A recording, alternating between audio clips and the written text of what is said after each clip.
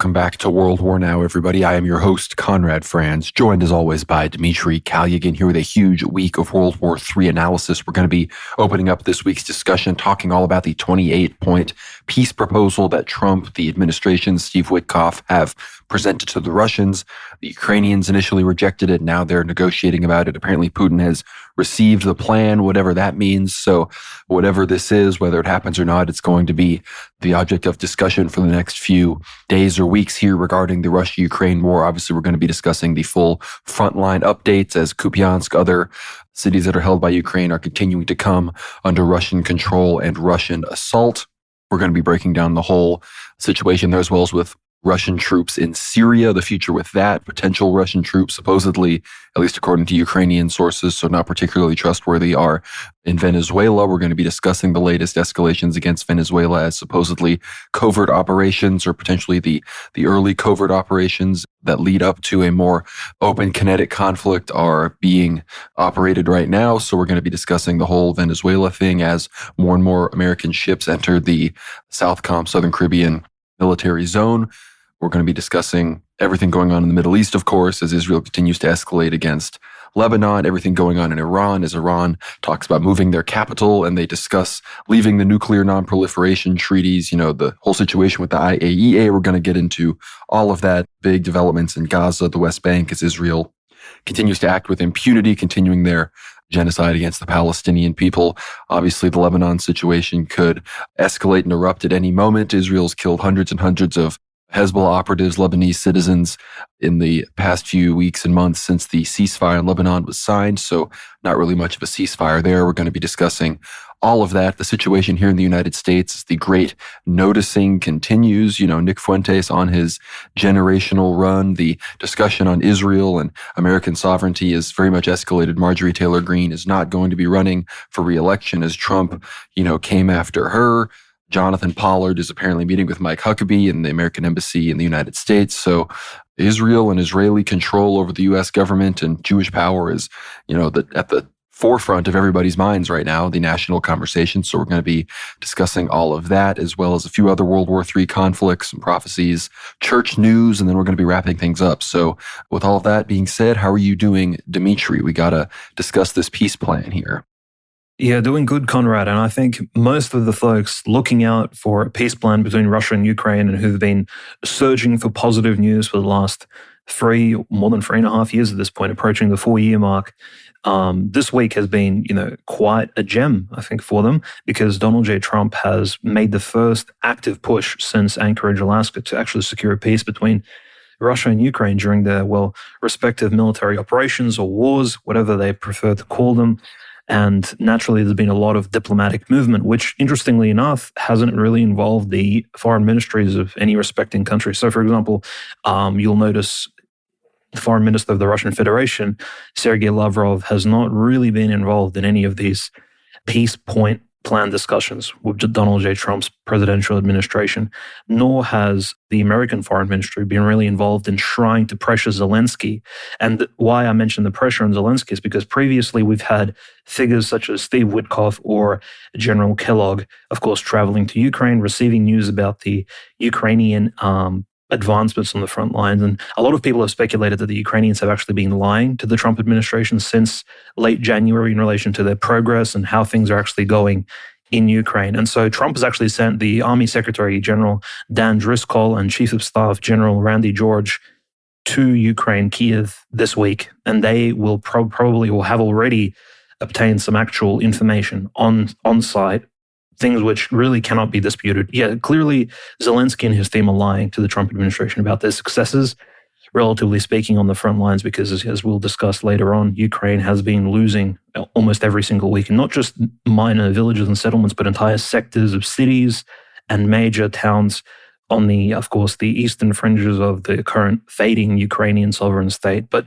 in any case, this 28-point plan, Conrad, that's been proposed earlier this week, it, of course, encompasses a lot of the different points we've been discussing, economic, military points, such as where exactly will the front lines be drawn? Will they be demilitarized zones? What will be the status of the Russian language, Russian culture, and the Orthodox Church? And what's interestingly pointed out by a lot of people at this point, Conrad, is that earlier this week, there were a few different versions of this 28-point plan thrown about on the internet. In fact, some of the peace plans of Donald J. Trump actually directly referenced the status of the Ukrainian Orthodox Church. But as of now, the most recent plan, in fact, does not mention the Ukrainian Orthodox Church at all. And as we'll later discuss in the church news segment towards the end of the episode, this is probably one of the key points that, for whatever reason, has been completely removed or rescinded from this particular memorandum, you can almost call it, because this peace proposal in and of itself is simply a memorandum that's open to editing by all of the involved sides. And at this point, Conrad, it does look like it's a freeway agreement in some ways. I mean, the word United States is mentioned here almost as much as Russia and Ukraine. It's like this is a freeway agreement, almost as if the US was a party to the conflict from the very beginning, which, again, we understand that it was during the Biden administration, very openly so supporting Ukraine. But in any case, the US is trying to benefit from this as much as Russia and Ukraine is. So I think if we break down every single point, and some of the points are fairly straightforward, so we can almost skip by them, but a lot of them are very contentious and some are outright questionable, I would say, for either side, whether it be Zelensky's Kievan, as Putin recently called it, criminal regimes, or Putin reiterated that the regime in Kiev is a criminal one. And I almost want to say, Conrad, that he's mimicking Donald J. Trump in that respect, because Donald J. Trump, of course, has been calling the Caracas Maduro regime, criminal. So obviously Putin is like, okay, so we're open to, again, using this sort of escalatory, derogatory language towards the leaders of a foreign state, especially those we disagree with. So in any case, I think a decent breakdown of this plan will kind of give us some insight into how plausible it really will be, I think, to either side involved in the conflict. Like you said, some of these points are extremely basic, and the whole corruption situation as far as the internal investigations into Zelensky and other Ukrainian oligarchs and sectors of the Ukrainian government has obviously, I think, been the main escalation that has pushed the regime to the brink where the U.S. feels it's time to settle this thing down before their puppet regime in Kiev and, the other factions that they've empowered within that fake country finally come crashing down, allowing the Russians to reestablish more governmental soft power influence in the midst of that chaos. But we're going to actually read through some of these points here. This is the full list. The first ones here, again, are pretty standard, not really surprising. You've got 1, affirm Ukraine's sovereignty. 2, establish a non-aggression pact between Russia, Ukraine, and Europe. 3, commit that Russia will not invade neighboring countries and NATO will not expand further. 4, create a U.S.-mediated Russia-NATO security dialogue. 5, provide U.S. security guarantees for Ukraine. 6, cap Ukraine's armed forces at 600,000 troops. 7, Ukraine must constitutionally commit not to join NATO. NATO formally bars membership. 8, NATO agrees not to station troops in Ukraine. 9, they station European fighter jets in Poland. 10, form a U.S.-Russia working group to monitor security compliance. 11, Russia legally codifies a non-aggression policy toward Ukraine and Europe.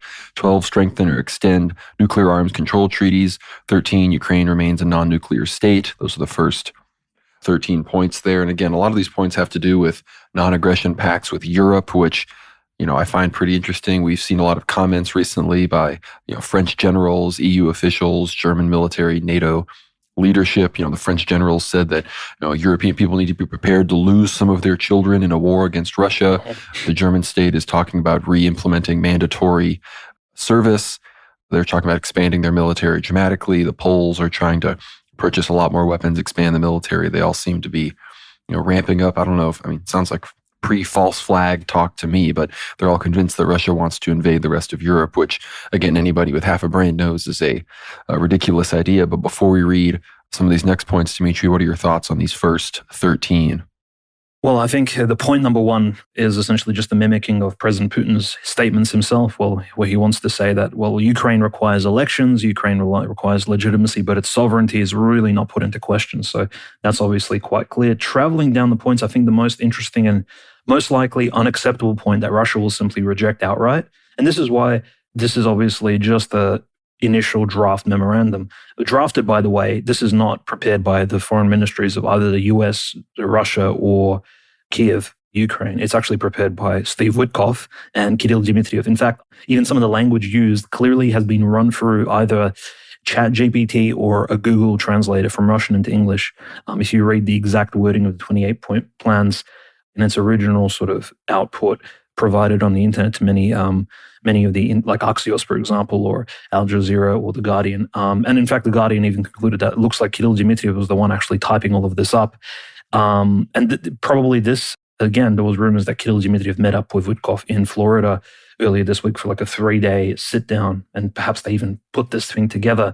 So it's quite interesting, I think, Conrad. The point number 4, obviously, create a US-mediated Russia-NATO security dialogue. I mean, that kind of existed during the Medvedev administration, of course, early on, prior to the Georgian aggression in South Ossetia, as well as Abkhazia. So, in fact, Russia was in very close dialogue with NATO and the EU. So, short of course, NATO bases and joint training exercises. So this looks like almost a return to that pre-Crimean crisis, pre-Donbass crisis status quo. Hopefully, maybe this is what the West is banking on here. And number 5, I think, is the craziest one, which I think Russia will reject outright. But de facto, it doesn't really guarantee this, what it appears to be guaranteeing for Ukraine. Essentially, it says U.S. security guarantees for Ukraine. What a security guarantee is, that's essentially NATO's Article 5. So obviously, completely defending Ukraine from any sort of attack, right? So an armed attack by an aggressor against Ukraine means an attack against America. That's basically what that states. However, on a practical level, there are no American bases in Ukraine, and there are joint European bases in each other's respective countries, especially American bases in almost every single European NATO country. So practically speaking, Article 5 works on that level. But as we can see later on in this particular 28-point peace plan, Conrad, there won't be any American bases in Ukraine. So this is a security guarantee similar to the one the US probably provides Israel, South Korea, Taiwan, Japan, and nothing short of that. But still, this is something that Russia, even with these sort of impractical sides, will probably reject, because this is simply, I think, this gives too much leeway and perhaps even too much pride and ego to the Ukrainian regime in power at the time, even if that regime is not belonging to Zelensky, be it like, the heavyweight boxer Usyk or Kolomoisky or some other weird characters such as Zaluzhny runs for the presidency of Ukraine and they're elected. Who knows if their administration will turn into something like a mimicking that of Poroshenko or some other criminal regime that's been in place even prior to the Maidan. So, but what's really interesting, of course, is point number 6 as well. Ukraine's army capped at 600,000 troops. It's very clear to us, Conrad, that Ukraine's economy at the moment cannot sustain an army of 600,000 or a military of 600,000 personnel during peacetime. Like clearly right now, it's running on pure adrenaline. The army of Ukraine at the moment is numbering somewhere, military analysts suspect between 800 and 850,000 men altogether, men and women, of course, and members of the elderly community and even sometimes people under the age of 18, as we've realized. But in any case, 600,000 is really not the number that was given in Istanbul, because remember in Istanbul, Conrad, when Russia and Ukraine were collaborating, Russia was proposing to allow Ukraine up to 85,000 troops. And Ukraine was saying, look, we'll be happy with 250,000.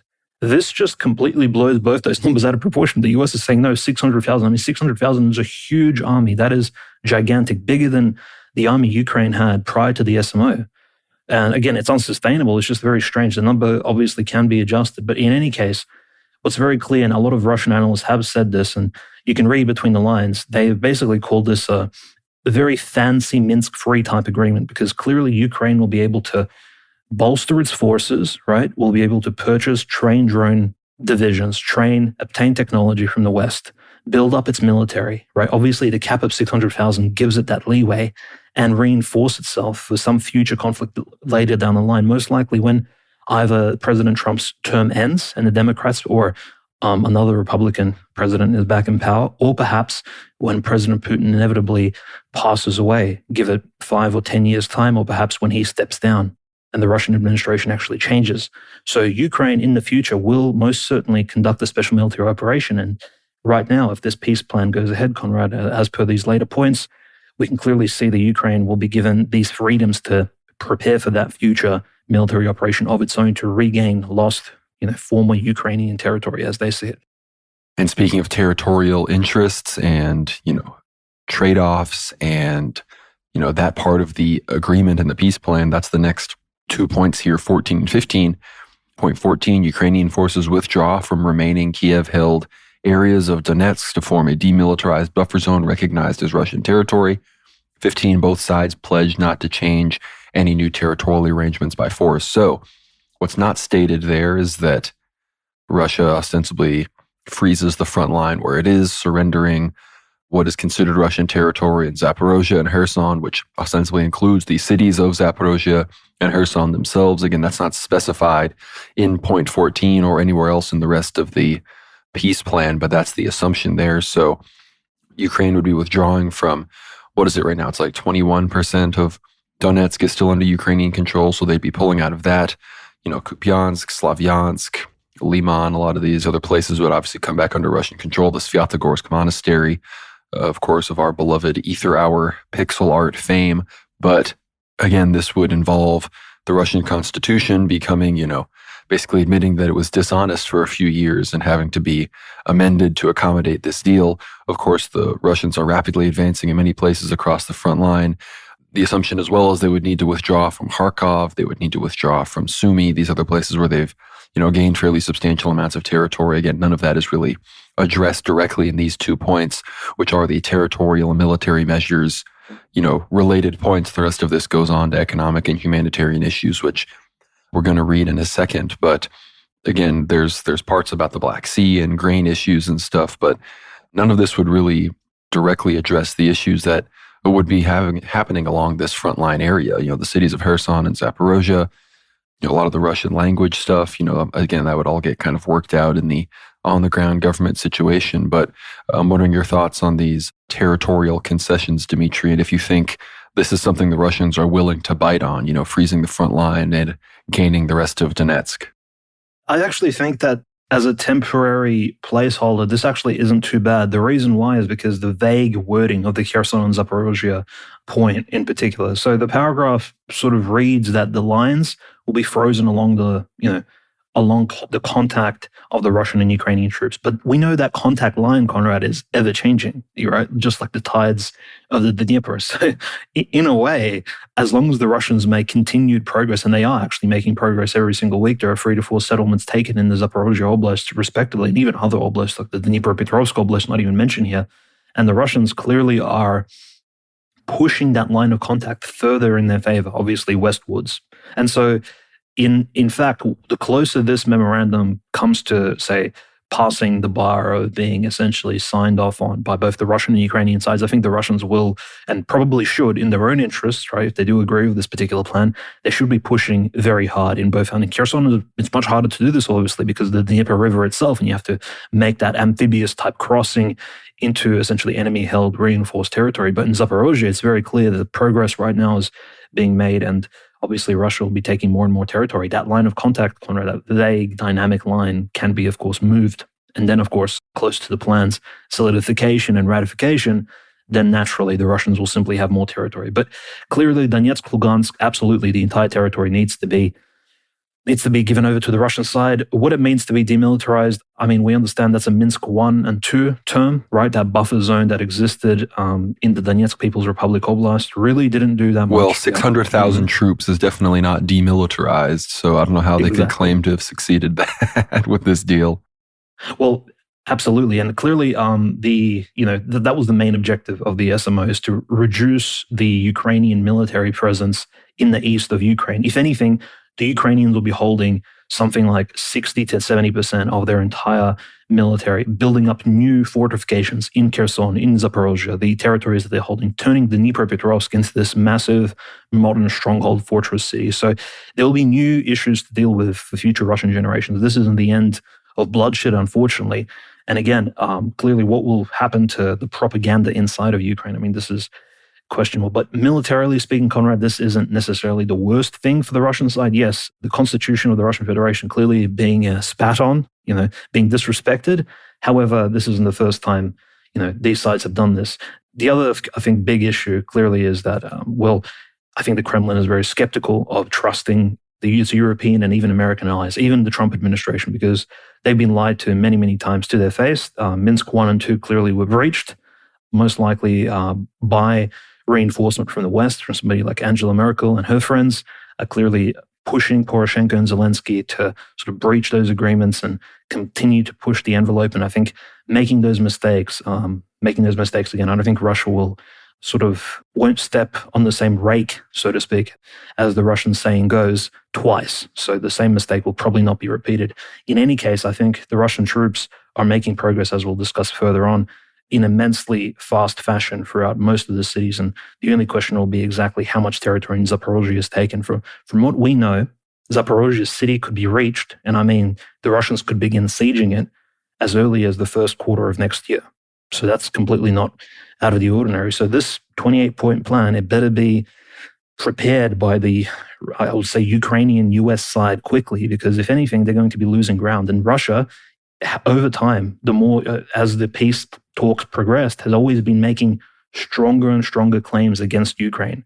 So the more Russia gains, the more leverage it, of course, has and obtains against, of course, the party which it's arguing with, of course, the Zelensky regime, which Putin openly is called criminal. So the point later on about the elections in Ukraine being run 100 days or so after the plan's ratification is also quite curious, because, again, does that mean a presidential election or the election into the Rada? Because the Ukrainian parliament should have had an election in, if I'm not mistaken, 2023, and they delayed it for another 2 years. So technically speaking, both the Ukrainian parliament, so the Ukrainian Congress, and the presidency are both illegitimate if we view it from a strictly modern democratic perspective. So that's another sort of interesting point. So what the entire Ukrainian government is going to be sacked and then reformed. So very interesting. No, interesting indeed. The next 2 points, these are the economic agreements. They're very broad and are not extensive in any way. So I don't know how this could really be a comprehensive agreement in that regard. Point 16 here, Russia guarantees Ukraine free commercial use of the Dnieper River. Point 17, establish agreements on Black Sea grain transport. So again, that doesn't really address the vast majority of economic transport on the Black Sea. I'm not seeing too much about demining and other important issues when it comes to the seas. So again, that's going to have to have a lot more things fleshed out on the ground with whatever government ultimately takes power again. The next few points are the humanitarian and political provisions. Got point 18 here, to create a humanitarian committee to exchange prisoners and bodies, return civilian detainees, hostages, reunite separated families, and support war victims. Point 19, Ukraine holds elections within 100 days of signing. And point 20, grant full wartime amnesty to all parties. So I think those are some of the more relevant, big deal points there. Dmitry, what do you think about the economic agreements? And then what are your thoughts on these 3 points before we read the last 8? Well, no, the economic agreements, it's a complete robbery. Obviously, the proposal that the sanctioned Russian assets will be used, obviously with guidance from America, in order to rebuild Ukraine. This is clearly a soft form of reparation payments. And I don't mean reparations to the foundational Black Americans or, descendants of African-American slaves, etc. No, this is clearly an attempt to say that Russia was at fault and Russia needs to rebuild Ukraine. And again, this kind of takes the weight off of Europe, clearly, because Europe has been, sort of winked at and hinted at that Europe will need to be rebuilding Ukraine in the future if it's successful in pushing back the so-called Russian aggression, right? And clearly the damage being done to Ukraine just on a general, urban as well as infrastructural level is immense. That's going to cost tens of billions of dollars at the very least. And also just consider the Russian assets frozen at the moment. This seems like a blanket sort of evasion of asking what exactly happened to those funds in Brussels.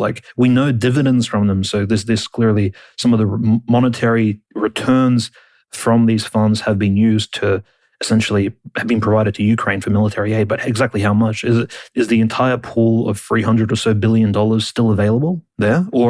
And also, what exactly will happen to the $75 billion? And that's a huge number that belongs to private Russian citizens. And something like 80% of those $75 billion are just Russian individuals, Russian families investing in overseas hedge funds, European banks and businesses in amounts roughly, I think, less than 2,000 American dollars. So this $75 billion out of that $300 billion is just literally private citizens' funds that have been frozen for the last 3.5 years and they haven't been able to access. So that's just the robbery of, if anything, just the Russian middle class. And the question arises as to, will that be returned? Nobody really trusts the US's investment plans anyway. But this is Donald J. Trump, being an entrepreneur, a businessman, Conrad, his entire thing is okay, how can we obtain sort of economic benefit from this and that? Hence the prior this year, of course, the discussions of mineral deals, even the talks of al-Jilani in Syria. It was all about, exploiting Syria's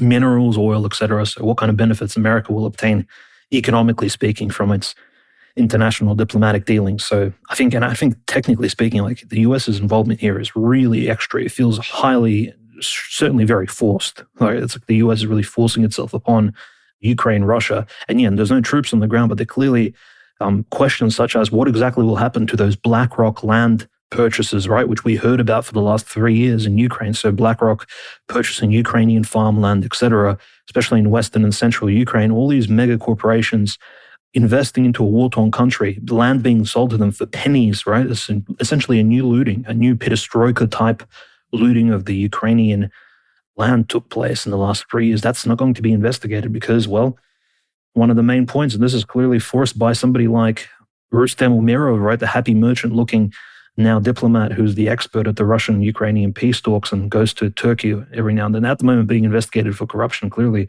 for reasons outside of his physiognomy, that, and this is a crazy point number 26, all parties involved in this conflict will receive full amnesty for their actions during the war and agree not to make any claims or consider any complaints in the future. So full amnesty is for things like war crimes, Conrad, terrorism, of course, involving the killings of somebody like Vladimir Tatarsky or Daria Dugina or those 2 Russian generals, or Crocus City Hall, which apparently, of course, ISIS Khorasan conducted with the assistance of MI6 and potentially Ukrainian intelligence as well. Yeah, insane. Yeah, I mean, what about the people that killed those innocent civilians in that video we just saw last week? You know, the people that were walking to Russian territory with the white flag. Are those people going to get amnesty? Do those people get to live forever, be free? Yeah, no, it's... So there are actual psychopaths, right? And I'm not going to say that there aren't, war criminals that perhaps need to be investigated on either respecting side. I think there should be open inquiries both ways. But clearly, the footage we've seen from the Ukrainians filming some of their war crimes and actually posting them online, using chemical weapons, dropping them from drones, of course, killing civilians, flying drones into civilian apartments, killing pensioner grandmothers, etc., bombing churches, killing priests, etc., and the mass sexual assaults taking place in the Kursk Oblast, things like this. And yes, the bizarre thing is, Conrad, this is the craziest point, is that why is this proposal even being put up if the main contention of the Ukrainian side was that Russia was a major war criminal because of the alleged massacre of Bucha? If the Bucha massacre was such a massive, like 9/11, almost Holocaust-like position from the very beginning, right? We kept hearing about it, and it's like it almost turned into this like 6 million story myth. Suddenly, Bucha is not a problem, is it? Because, well, we're going to, obviously provide amnesty to both sides.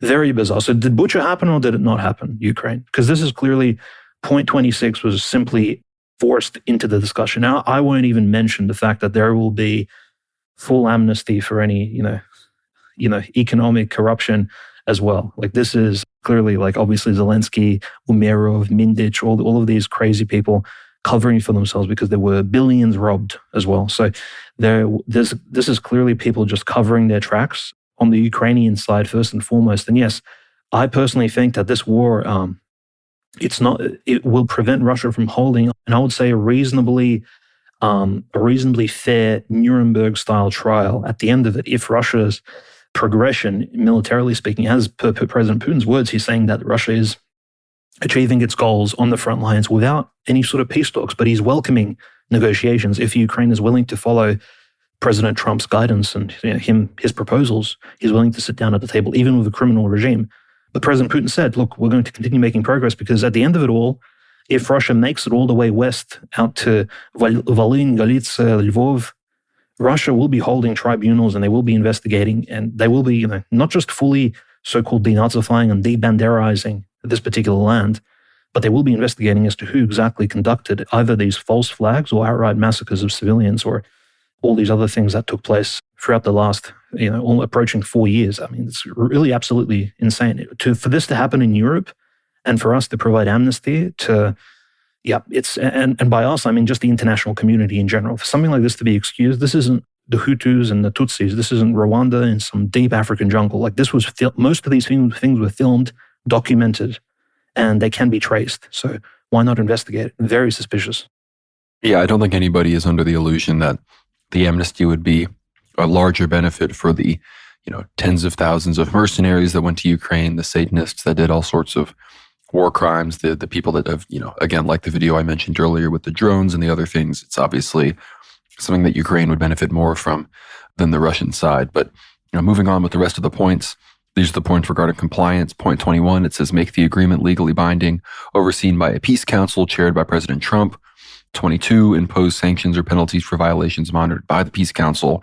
23, immediate ceasefire and mutual withdrawal to agreed lines. And again, the agreed lines haven't even really been outlined 100% or properly in the rest of this agreement. So this is very preliminary, very rough and loose in the sense that it's clearly something that America put forward and has pressured Europe and the Ukrainians to accept to sort of signal their displeasure and their desire to wrap up this conflict sooner rather than later. Whereas, again, the Europeans are still the ones that say that, well, Crimea needs to get back to Ukraine and, not 1 inch, every single inch of Ukrainian territory is going to be clawed back and all those same kinds of discussions. But again, obviously, they're trying to impose and create institutions that would, maintain this peace agreement if it is signed, because, Trump is juggling, 7 or 8 different peace agreements that he's forced countries to sign that could break up at any given moment. The Gaza ceasefire, the Lebanese ceasefire, the ceasefire between Israel and Iran, the ceasefire between Pakistan and India, the ceasefire between Thailand and Cambodia, ceasefires between Armenia, Azerbaijan, multiple attempted ceasefires between the M23 militia and the government of the Democratic Republic of Congo, attempted ceasefires between the Rapid Support Forces and the Sudanese government, attempted ceasefires between the Houthis and the other Yemeni governments backed by Saudi Arabia, the United Arab Emirates. These things are starting to add up and become impossible to keep track of. And, Trump doesn't want this one to become another one of these ceasefires like Lebanon or like Thailand, Cambodia, or like, Gaza even, where, it's effectively, regularly violated by one side and the other side just sort of takes it because we all know that, whatever neutral agreement was signed was actually, supporting the other side, which in this case, would be more likely that the Russians would probably be the ones that would be able to violate with more impunity here. But again, the Russians are winning on the front line. You have to ask yourself, what do the Russians really seek to gain by stopping everything right now and coming to the negotiating table? But I'm going to read the rest of these points, then I'll ask Dmitriy for his analysis. These are the economic and political reintegration points. Point 24, it says use $100 billion of frozen Russian assets for Ukraine's reconstruction, with the U.S. receiving 50% of profits. Point 25, Europe contributes an additional $100 billion for reconstruction. 26, remaining frozen Russian assets fund joint U.S.-Russia investment projects. Point 27, Russia's phased reintegration into the global economy. 28, invite Russia back into the G8. So at the end there, they also really want to try to get Russia back away from this BRICS thing, sort of claw back the multipolar moment that they sort of memed into reality with the Russia-Ukraine war, with the Israel stuff, making sure that everybody knows about BRICS and that all these other rising powers that have, aligned with Venezuela, Cuba, Russia, China, Iran, prevent this axis from actually continuing to collaborate, from expanding its influence, from, growing the Shanghai Cooperation Organization Agreement, BRICS itself, all of these other multilateral organizations that have been created in these, economic and financial pathways between Russia and China that, again, the Russians have made it pretty clear that regardless of what happens in the war in Ukraine, most of these, again, these new pipelines, these new trade routes, these new financial agreements and institutions and technologies, financial political technologies that have been created between these anti-Unipol or anti-Atlanticist powers, that those aren't going to be going away anytime soon. So again, all this sort of sounds like an attempt to cleave things back right before to, pre-2022, levels, 2021, early 2022 status quo. But now, I guess, Donetsk, Lugansk, and 50% of Kherson and Zaporozhye are now Russian, which, again, when you replay it back like that, it doesn't necessarily sound like something that was worth, millions and millions of lives to achieve, unfortunately. That's right. I think at the end of the day, the quantity of life lost, the economic damage, I think it's hard to quantify if that really has been worthwhile, if, of course, the main objectives of the SMO have really not been completed. This is why the entire agreement kind of misses the point. It does kind of miss the importance of the Russian and Ukrainian people sort of reintegrating, working together. And President Putin's initial statement at the beginning of the military operation itself, where he essentially said that we're one people and we really should be in some way, collaborating and have like a joint Russian world project building, just like Russia and Ukraine. Honestly, Ukraine from the very beginning should have been a союзное государство, like an allied Soyuz type state with Ukraine. But in any case, it's obviously too far gone at this point without some drastic military action. But, it's interesting, Conrad, you pointed out the invitation to the G8. I mean, Russia's made it very clear. I believe it was over a year ago, President Putin himself said that Russia is not interested in rejoining the G8 now that it's been, ousted out of it. So I'm not sure why that's even there. But clearly, Russia has BRICS to rely on. Obviously, as you said, the Shanghai Cooperation Economic Association. They have various other economic inputs that they can contribute to. And Russian diplomacy has been only expanding since the beginning of the special military operation. If, of course, we know that Russian defense sales have fallen for whatever reason, I think it's clearly because the world has gone into a sort of semi-recessionary state. And I think many other countries are simply decreasing their military purchases around the world. It doesn't have anything to do with Russian military defense armaments being less in demand. But in any case, like this particular proposal, it just seems like there are just unnecessary points. So Russia doesn't need to join the G8 to have a successful Russo-Ukrainian peace agreement going into the future. Like this is just a non-starter to begin with. But clearly, I think the gradual lifting of sanctions, things like this sort of wording, very vague. What do you mean gradual lifting of sanctions? Will the European countries be lifting sanctions unitarily at the same time as the US counterparts?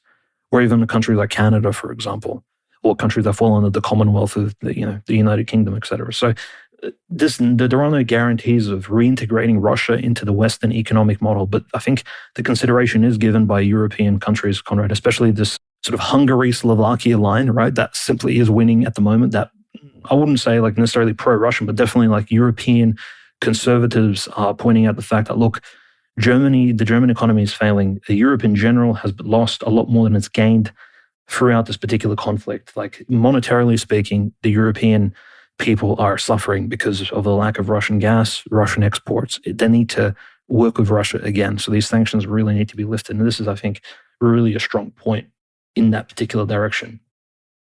But of course, this general contribution of America being economically now involved in the future of Ukraine, from what we can see in America itself, like the hyper-capitalist model, the involvement of Talmudic banking clans, BlackRock, just Jewish capitalism in general, if we're going to call it what it is, I think that doesn't really spell a positive change for the future of Ukraine. These people are not going to radically improve the lives in a similar way to how Trump's proposal of turning the Gaza Strip into something like Miami wasn't necessarily going to fix Gaza or the lives of Palestinians. This is simply a capitalization of the region, really Americanizing it in some sort of way. So again, in some ways, this is almost like a economically, liberally, capitalistically racist, in a way, you can almost say, from a third worldist perspective, like a imperialization onto this Ukrainian soil. Like, okay, so you native Slavs have failed. Now the Talmudic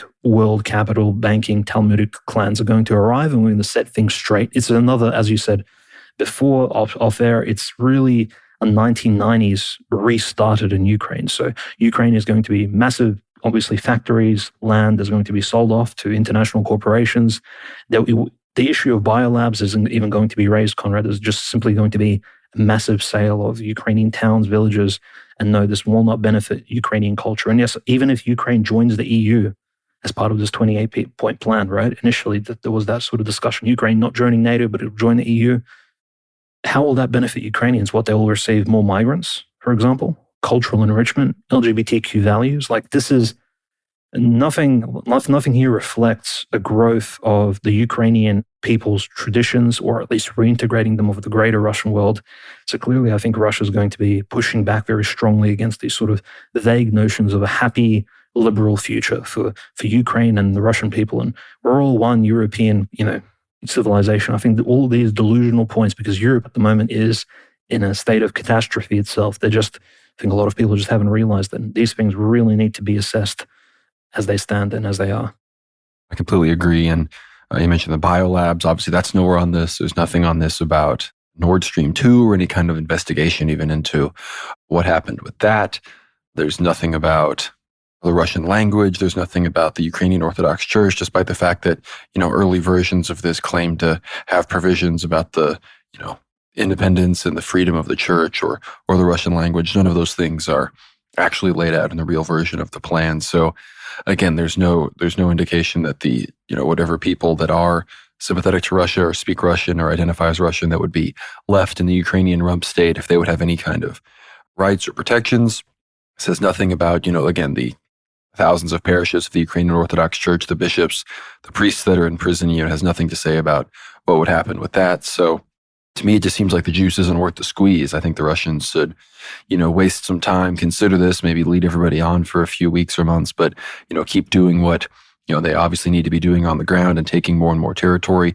Look, if they get to Slavyansk, that's a huge victory for Donbass and for Donetsk. The city of Donetsk would no longer have its major water issues, its water shortages that I, experienced the multiple times that I've been to Donetsk at this point. And of course, if they can continue to move, they can continue to advance, they can potentially come to a solution on how to get these big cities, specifically, I think the most important cities right now for the Russians to reclaim is Kherson, Zaporozhye, and Kharkov. So with all of that, Dmitry, what are the updates from the front lines before we move to other spheres of World War III around the world?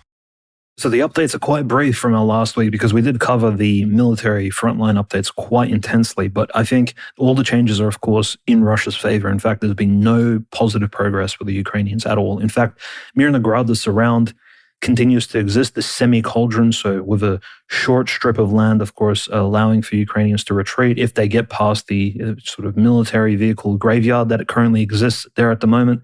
And there are Russian communications at the moment with a lot of the corporals and apparently even Ukrainian generals and majors who are actually stationed in that surround in Mirnograd next to Pokrovsk, sort of individually speaking to these Ukrainian officers, trying to get them to surrender. Because in a similar way to Paulus outside of Stalingrad, when he surrendered to the Soviet forces, if you recall, I think it was Adolf Hitler's position that in fact the Stalingrad armies of the Germans should not surrender, but it was of course, the German generals on the front lines who decided to surrender regardless in order to save the lives of those under their direct command. So the Russians are really trying to figure this out. So clearly there hasn't been a command from Kiev itself to surrender Mirnograd, but the Russians are trying to have the local Ukrainian commanders to surrender their respective brigades, battalions, and units, individually speaking, to sort of break up that defense. And I think there's clearly a benefit here because otherwise there's really no way they're going to break out of this surround there at the moment. The Russian forces have been splendidly progressing in Konstantinovka. In fact, at such a speed, it's almost like if we covered this on a World War Now every single week, you'll clearly see a very striking progression from the bombing of the outskirts of Konstantinovka, sort of mowing down Ukrainian defense lines, to now officially Russians have entered into the center of Konstantinovka at some point. The Russians have taken 4,000 buildings, and this was reported actually to President Putin personally. So this is a report which we all heard in that recent press conference where Putin was wearing the military uniform and one of the local commanders from the Donetsk People's Republic sort of front reported on the Konstantinovka situation. So Konstantinovka is well and truly, of course, breaking, and that's, of course, close to Gorlovka, Pokrovsk, leading to that Kramatorsk, Slavyansk defensive position, which who knows exactly, we're not 100% sure exactly how reinforced Kramatorsk and Slavyansk are, but I think the general position is that those positions are very, very strongly defended. The Ukrainians claim that Pokrovsk, for example, was completely unbreachable, and now Pokrovsk has been completely cleaved and broken. So the progression is insane. The Russians in the Kharkovskoye Oblast, and as Conrad mentioned, Kharkov being so important, there's a massive, freshly built freeway/highway leading from Volchansk to Kharkov, recently constructed. The Kharkovskoye Oblast city of Volchansk has been, apparently, according to the Russian sources, 80% liberated by the Russian side. And that's insane because this particular town was definitely besieged by the Russians and Ukrainians respectively, pushed back and forth for the last, I want to almost say 24 months, so almost 2 years, and incredible progress by the Russians. In fact, this was one of the most documented front lines. There was a lot of Russian YouTubers who were on the front lines covering this particular front. So that's really incredible. And it's been officially announced, and I guess we can almost repeat it here on the podcast, Conrad, that Kupiansk has been apparently taken by the Russians. So the Russians are cleaning up pockets of resistance in Kupiansk. Apparently Kupiansk has been, according to official Russian Ministry of Defense sources, it's been completely taken. So there are remaining in the city, in certain suburbs, at least 15 Ukrainian military force battalions, or like elements of battalions, so fragments. One battalion is several hundred troops strong. However, 15 battalions here. People estimate there's only roughly about 3,000, 4,000 Ukrainian troops. So clearly where every single battalion is very troop starved. There's been a lot of deaths of the Ukrainian side trying to hold this particular city. And Kupiansk and Volchansk, if they fall at the same time, right?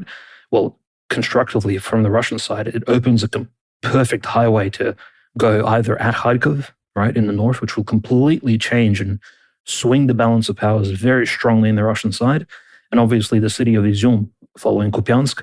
Izyum being taken clearly opens the Slavyansk, Kramatorsk direction in this just south of Izyum, which again, from 2022, this opens a direct line.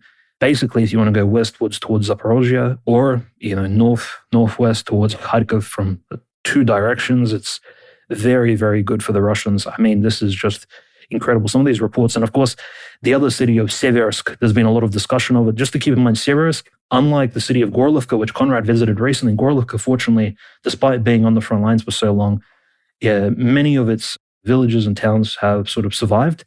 There's still a lot of houses which people live in. Seversk is very different. It's been essentially besieged by both sides at various points in the conflict.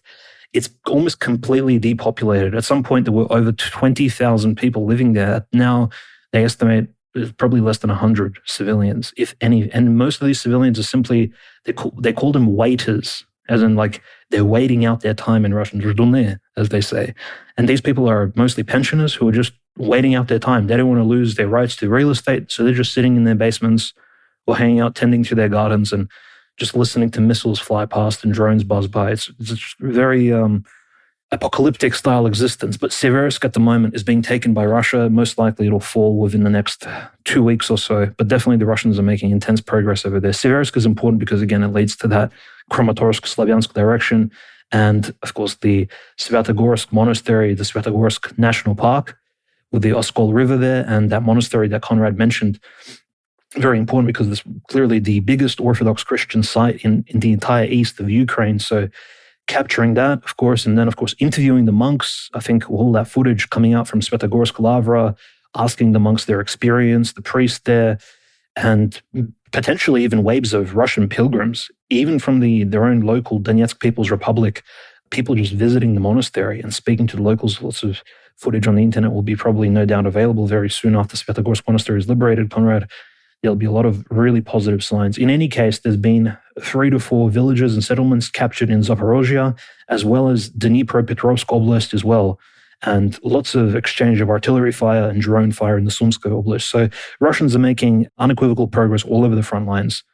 Pokrovsk is well and truly taken. Kupiansk, allegedly, according to the Russian General Staff and the Ministry of Defense, is taken, but there are remnants of Ukrainian forces there. Konstantinovka is now the hot zone. So is Volchansk in the north with huge Russian progression there. And clearly the Russians, by Christmas time, will have very much 2 objectives left remaining on the map, really. You're going to have that Kramatorsk, Slavyansk direction, maybe Izyum. And, if things really go in the favor of course, the Russian military, Kharkov perhaps will remain open. And this 28-point plan can be changed very soon. Like it will lose its relevance, I would say, in the next few months if people don't hurry. So by the time of the 4th anniversary of the special military operations, commencement all those years ago, I think this particular plan will be well and truly scrapped and will go into the history books as just an attempted peace talk style, negotiation, just like the Istanbul-Ankara discussions. So the Russians are making, of course,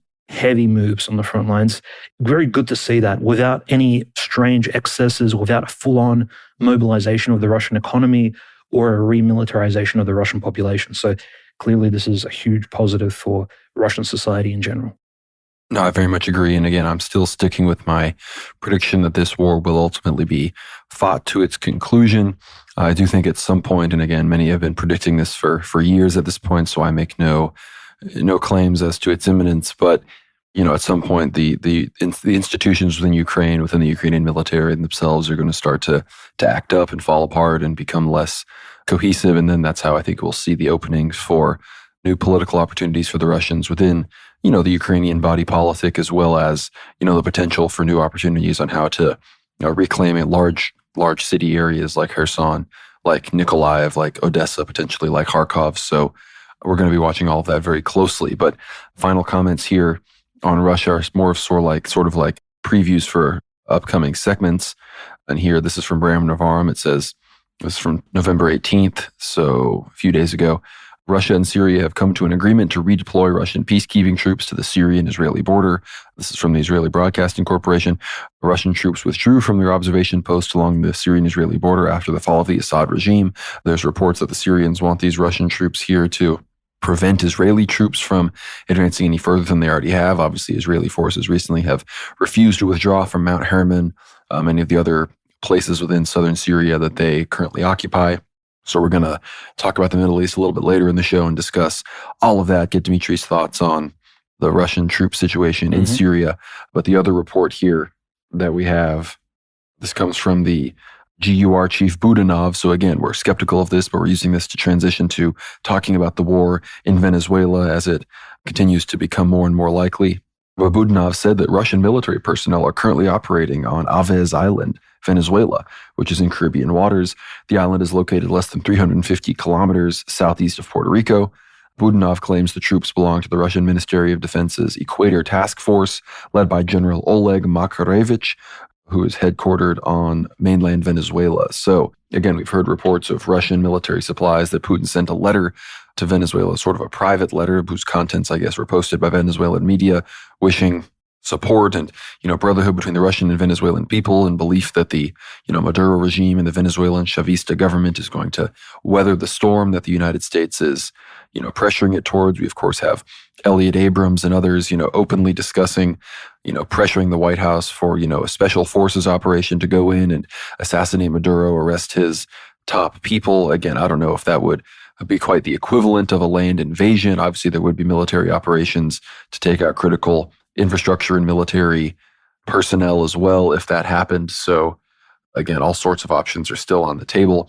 Again, the government has announced that covert operations have begun, but what does that even mean? Why would you announce that covert operations have begun? Obviously, covert operations have been going on for decades at this point, and this announcement is clearly something meant to spook the regime or somehow, be more soft power and pressure them to come to the negotiating table. We're hearing reports about plans to drop leaflets over Caracas on Maduro's birthday to pressure him to resign and step down and, get people to continue to align against him. So, it's clear that Trump doesn't know exactly what he wants to do, and there are major factions within the White House that want to go full war, full kinetic operations. And I think there are a few others, probably the minority, that want to have this thing negotiated out. And Trump might be more sympathetic to that, but he doesn't have a whole lot of those people around him telling him what to do. But I'd like to hear your thoughts on the situation in Venezuela, Dmitry, because we did see a Russian shadow tanker who I'm assuming was going to pick up Venezuelan oil or to drop off some other form of Russian energy or something to be delivered to Venezuela, but they were turned away by a United States destroyer, if not the Gerald Ford itself. I don't think it was the aircraft carrier, but it was turned away by a major United States Navy vessel. So obviously the U.S. is watching Russia, China, Iran, and how they're getting involved. I've heard, the Iranians have potential planes flying to Venezuela as well, and vice versa. So I'd love to hear your thoughts on this escalating node of the Third World War. Yeah, I think it's very interesting. The one element of the war we really haven't sort of fixated on in the Venezuelan theater is exactly how well developed is the Venezuelan drone department, right? Because military, cheap Chinese drones, Iranian drones, because at the end of the day, we are thinking of what can countries like Iran and China on very short notice, right, without building factories in Venezuela, provide the Venezuelans that will give them perhaps an upper hand or at least make the situation very confusing and concerning for the American ships stationed, just tens of kilometers, if not 100 kilometers out from their border. And that's a massive drone swarm, right? Or the construction of these drone swarms, which in Ukraine, or at least in the Black Sea, has completely stunned the Russian Black Sea fleet and really forced them to rebuild, to rethink their strategies. And frankly, naval warfare has been struck very immensely, I think, by just the presence of these submarine drones, as well as even the overhead drones, so the classical Aryan Giran drones, which again, the Russia could also provide to Venezuela, even via some of these ships, as well as, potentially, again, the Russian ships haven't landed in any Venezuelan harbors at the moment, but potentially if we do see any aircraft arriving from across the world. Potentially, we may see some of that technological exchange. I think this is one thing which really nobody really is discussing, because notice in Mali, in Burkina Faso, we literally have African terrorists, members of various Islamic organizations such as the African ISIS or Janim. They've actually been using drones already. So, in fact, criminal organizations, Mexican cartels, they've all begun employing this new style military technology. But just in relation to the PSYOPs, and not just beyond the PSYOPs, just the spycraft operations taking place in Venezuelan soil, I think the oil facility that recently had the huge explosion and fire, and Venezuela really had to react, the PDVSA, the plant there in Venezuela, that actually sparked a lot of internal Venezuelan politicians to instantly claim that it was essentially CIA sabotage. So they do believe, I think, on some internal level, Conrad, that there are special forces, American special forces acting behind the scenes in Venezuela. That's the sentiment from the Venezuelans themselves. I can imagine just on the ground in Venezuela, there are clearly a lot of search operations taking place house to house. It's similar to what happened in Iran after the 12-day war. Lots of searches of apartments looking for Israeli terror cells. Clearly, this is the weapon of choice for America and its allies in sort of these operations against their enemies, is to create these stabilization patterns within the country itself. I think Russia even claimed that MI6 was doing the same via some of these ISIS Khorasan terror cells inside of the Russian Federation itself. So clearly this is a Western sort of weapon of choice manipulation. So I think we'll see more and more of that. If we see more oil refineries, various factories being set on fire, etc., in order to destabilize the national economy of Venezuela, slowly but surely sort of pressuring them, I think we'll see the situation worsen even for just regular Venezuelan citizens, right? If you're, for whatever reason, sympathetic of Machado, the Nobel Peace Prize winner, right, the opposition to Maduro, and you have photographs of her on your mobile phone and you're searched by Venezuelan police, yeah, there's a good chance you will be going to prison uncharged, right? And you'll be held there for, quite a lengthy period of time. So things like that, I think generally speaking for Venezuela will be, well, probably are already in force. So generally speaking, the entire country is militarily mobilized, and the assistance that Venezuela will be receiving from countries like Russia, China, Iran, this will be assistance that I think all these oppositionary countries to America in a geopolitical military sense, Conrad, they'll be hoping to bloody America as much as possible. For even if Venezuela manages to take out one American ship, this will be a huge victory, I think, for these for forces opposing the United States. And yes, this is tragic because there will be no doubt American Christians that will perish, members of the US Navy that will, of course, perish because of Trump's foolish decision to get involved in a country really that has, well and truly outside of the, I would say, American geopolitical interest range, considering how dangerous Mexico has been in recent years. Really, Venezuela's outside of any sort of scope of that, even if we consider Puerto Rico sort of 51st American state. But in any case, Conrad, the situation is well and truly on the brink of potentially escalating into a war at any point. These American naval forces there are not simply conducting military operations simply for training purposes. They're there to carry out some sort of invasion or bombardment of Venezuela. The rhetoric used by the Trump administration, even some of the bogus stories coming out, I mean, they're really pulling at strings when the Trump's DOJ recently has begun investigating claims that Venezuela helped steal the 2020 election. And look, I have no doubt the 2020 election was stolen, but whether or not Maduro contributed to that, this is really pulling at strings in order to paint Maduro as this new Hitler, Saddam Hussein. Like, this is really striking. It's like, there are claims that, Saddam Hussein and Osama bin Laden were friends, but that turned out to be completely false. Yes, Saddam Hussein may have been friends of Hamas, 10 years prior to the Iraq invasion, but this is very, very different. And clearly claiming that, look, Maduro is like the worst of all worlds. He supports Hillary Clinton. He supports Hezbollah, right? He supported the Assad regime. Who else did he support? Iran, every single rogue regime. The only connection we really haven't found yet was the North Korean connection. But I'm sure that will soon come in as well via the communist links and connection via Cuba. So in any case, Maduro is clearly being painted with a huge bullseye by the Trump administration. And I think when this war does break out, I think the accountability will entirely almost fall on Donald J. Trump. And that's one of the hallmarks of leadership, is that, when you make really bad decisions, you should be, at least in a democratic country, held accountable to those for those bad choices that you've made. And yeah, Trump has allowed his advisors to really push him this far. It's going to be a tragedy when this entire thing commences. I have a very bad prognosis for the future of the South Caribbean. No, I do as well. I don't think this is going anywhere good anytime soon. Of course, the situation with Maduro, obviously, they've attempted many different paths towards some kind of coup. They've tried to get his top military people to turn against him. They've tried to get his pilot to fly him to U.S. territory and arrest him there. So there's been a lot of attempts at the more covert side, in the same vein as all the attempts on Castro's life and all of these other comedic ideas like getting them to destroy his beard or something to ruin his image, all these other silly ideas. But, we have seen major signals that the U.S. is, reaching the end of their shows of force that they can do. Obviously, we had them doing joint military exercises with Trinidad and Tobago. We've seen U.S. B-52 bombers fly directly towards Venezuela, transponders off. We've seen them trolling the coastline with, armed bombers, ready at any given moment, in theory, to do whatever it is that they need to do. But like you said, Dmitry, any kind of plane being shot down, ship being sunk, large casualties that the U.S. takes, if they really turn this conflict hot with Venezuela, it would be a huge victory for Maduro and his regime. And I'm trying to think of what similar recent conflicts we could compare this to. The most obvious that come to mind are there's the U.S. invasion of Grenada, which obviously Grenada's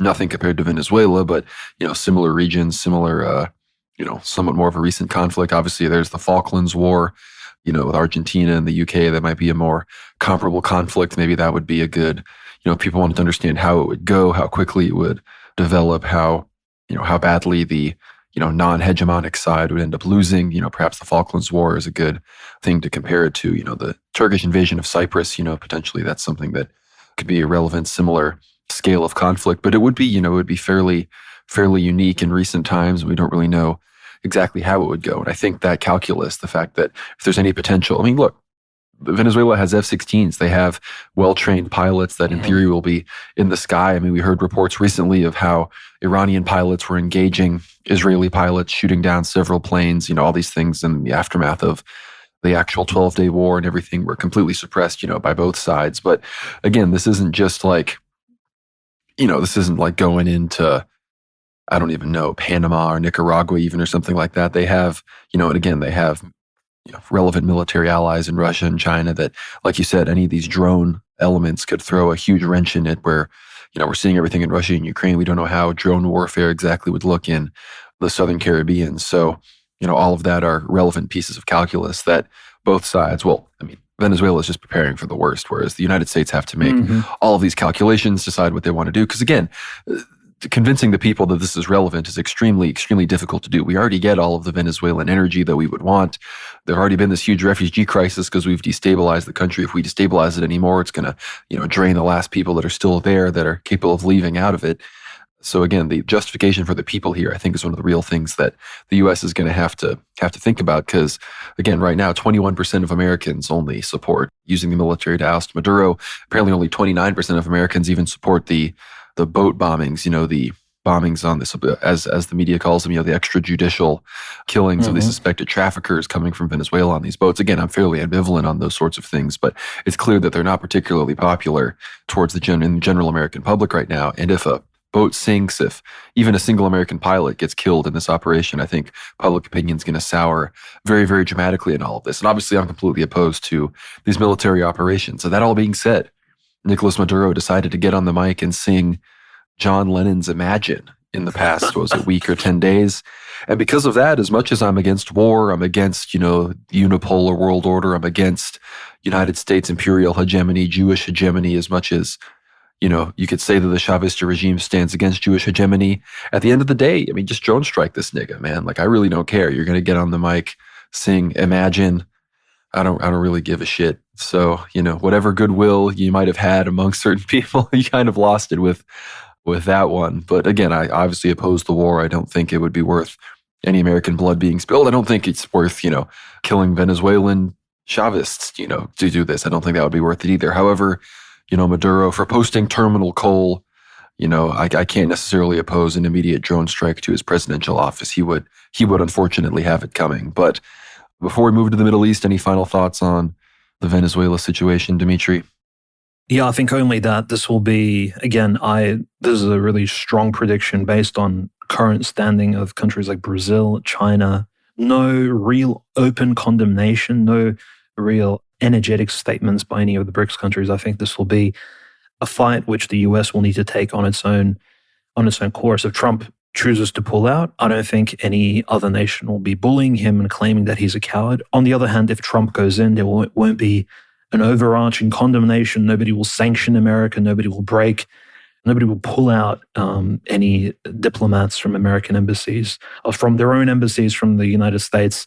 Again, Russia, China, I think Brazil itself, they've all made it very clear that this particular regime of Maduro, no matter how friendly it is, it's not a hill they're willing to die on. So I think this is the really unfortunate thing. And this is why I think Maduro is really twisting backwards, like doing all kinds of gymnastics in order to try and get away from this, because he realizes he's in a position probably even worse than Saddam Hussein was in 2003 during the George W. Bush administration. Trump really has him isolated here, and he won't be receiving any support. Of course, not when American stealth fighters are flying over his country, targeting key points of interest, as well as if there's Tomahawk missiles flying overhead. I don't think there'll be any protection for him, similar to how there really wasn't any assistance to Iran during the 12-Day War either. So I think he can probably see it coming, and this is why we may see many concessions from the Caracas regime of Maduro in Venezuela very soon. And I wonder how many concessions he can make, like if there are any peaceful solutions that the Trump administration will actually accept. We haven't heard of any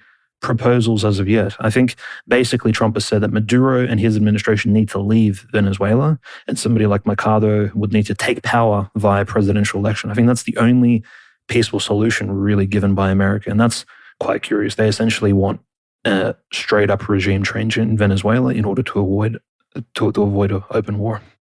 That's very much the situation, and it's clear that, again, I don't know if behind the scenes Marco Rubio is viewing this as you have to decapitate Maduro to make sure that Iran, China, Russia have zero, real bases on South American soil. They already have Cuba. We have to deal with that. We can't have Venezuela, Nicaragua. In theory, those are the three most relevant countries that Russian and Chinese bombers could be stationed in. That seems to be the only really relevant geopolitical interest that this is going into, because again, all the energy and oil stuff and other ideological things have pretty much been refuted. There's no actual justification for them, because they could all be handled diplomatically or are not even issues currently, like with the energy issues. But before I talk about Israel, before I talk about Iran, I wanted to hear your thoughts, Dmitry, on this supposed deal with the Russian troops in southern Syria.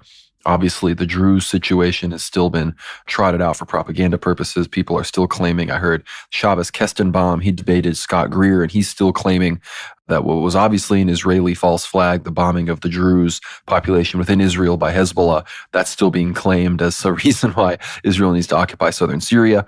I'd love to hear your thoughts on the Russian peacekeepers returning to Syria, and if they really would actually be a brace against Israel, because as far as I could tell, Russia has always been, sure, they're an ally of Iran, but they're a pro-Israel ally of Iran, as it were. So again, if al-Jilani feels confident that the Russians would be a buffer against that, that's interesting. But reports are saying, Israel is saying that ever since al-Shara's visit to the US, he's been acting with impunity and doing all this stuff, which, again, I have a hard time believing. I think this is all just more Israeli propaganda to justify the small sections of greater Israel that Israel is currently trying to maintain, annexation potential over. So I'd love to hear your thoughts on that before we discuss the rest of the region. I think that there are real discussions taking place in Syria between the Russian leadership and the Russian leadership coming from the Russian Federation, not the current forces stationed at Tartus or Latakia. These are massive figures such as Yunus Bek, Yevkurov, the general, essentially a deputy defense minister, as per his recent promotion. And of course, a deputy defense minister, that's essentially like a vice defense minister in Russia. And there's about 9 or 10 of them actively in position. So this is besides, of course, Andrei Belousov himself leading the defense ministry. So he's in charge of military logistics. And General Yevkurov met up with, of course, he had his own delegation of military staff from the Russian Federation, probably Russian head personnel from Latakia and Tartus. And they met in Damascus with the famous Abu Hassan 600, as per his HTS terrorist name, which very sort of striking. But his real name, of course, is Abu Qasim. This is the defense minister of the Syrian HTS regime. it's very interesting seeing the Russians sitting across from former terrorists that they used to fight against. But in any case, General Yevkurov and Abu Qasim, they discussed the future of Russian cooperation and coordination in Syria. There was no real talk, at least from what we understand. We obviously haven't seen the documents that haven't been published, only photographs and general summaries of the discussions that were held in Damascus. But they are essentially very vague, such as, well, how will the Russians most likely move their vehicles, planes, things like that, ships into the Syrian harbor at Tartus now that the UAE has been given so much commercial control over it. And so just to make sure the Syrian official military, or, God forbid, any of these Central Asian jihadis, for them not to get in the way. But the general gist of the matter, Conrad, is that the Russians are still keeping a finger on the pulse in Syria. They don't want to leave the country entirely, even though they did lose huge leverage since the fall of the Assad regime. And in any case, I think even if Russian checkpoints are created somewhere in the western portion of Syria, in those Druze regions or those regions adjacent to the now, of course, essentially occupied lower slopes of the Golan Heights, leading up to Damascus by the Israelis, I don't think these will be proper barriers against the Israelis in general. I mean, at the moment, we haven't seen any open Russian opposition to Israel or its armed forces over the last, I want to say, since the beginning of the presidential term of Vladimir Putin in 1999. I don't think Russia and Israel have ever gone head-to-head in any sort of conflict.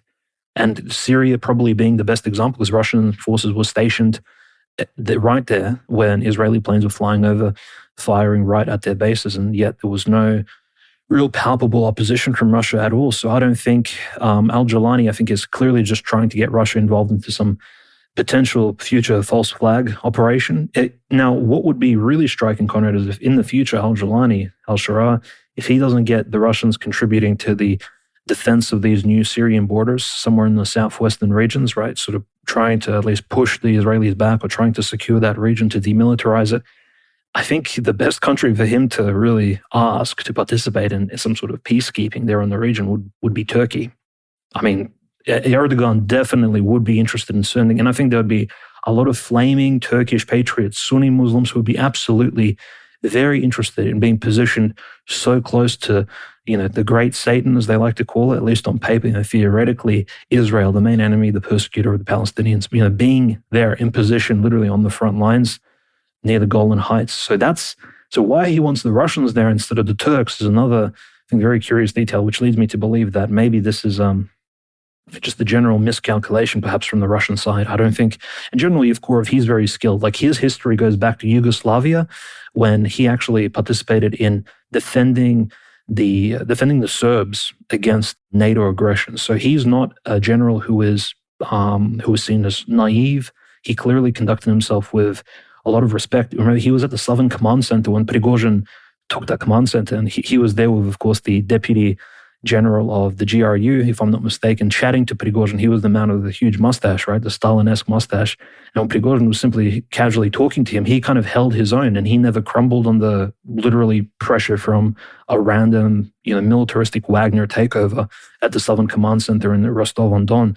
So generally, Yevkurov is a very serious person, not to be taken lightly. And given he's an ethnic Ingush as well, so he's a Muslim by, at least from what we can understand, by his sort of ethnic heritage. He's from a small Russian minority ethnicity on the Northern Caucasus. I think these are really interesting developments, Conrad. But generally, into the future, I think Russian involvement in Syria very much is going to be kept to a minimum. I don't think Russia benefits at all having some sort of checkpoints, similar to how Russia didn't benefit from having checkpoints between Azerbaijan and Armenia. If anything, it just led to the deaths of Russian peacekeepers, which to this day really haven't been answered for.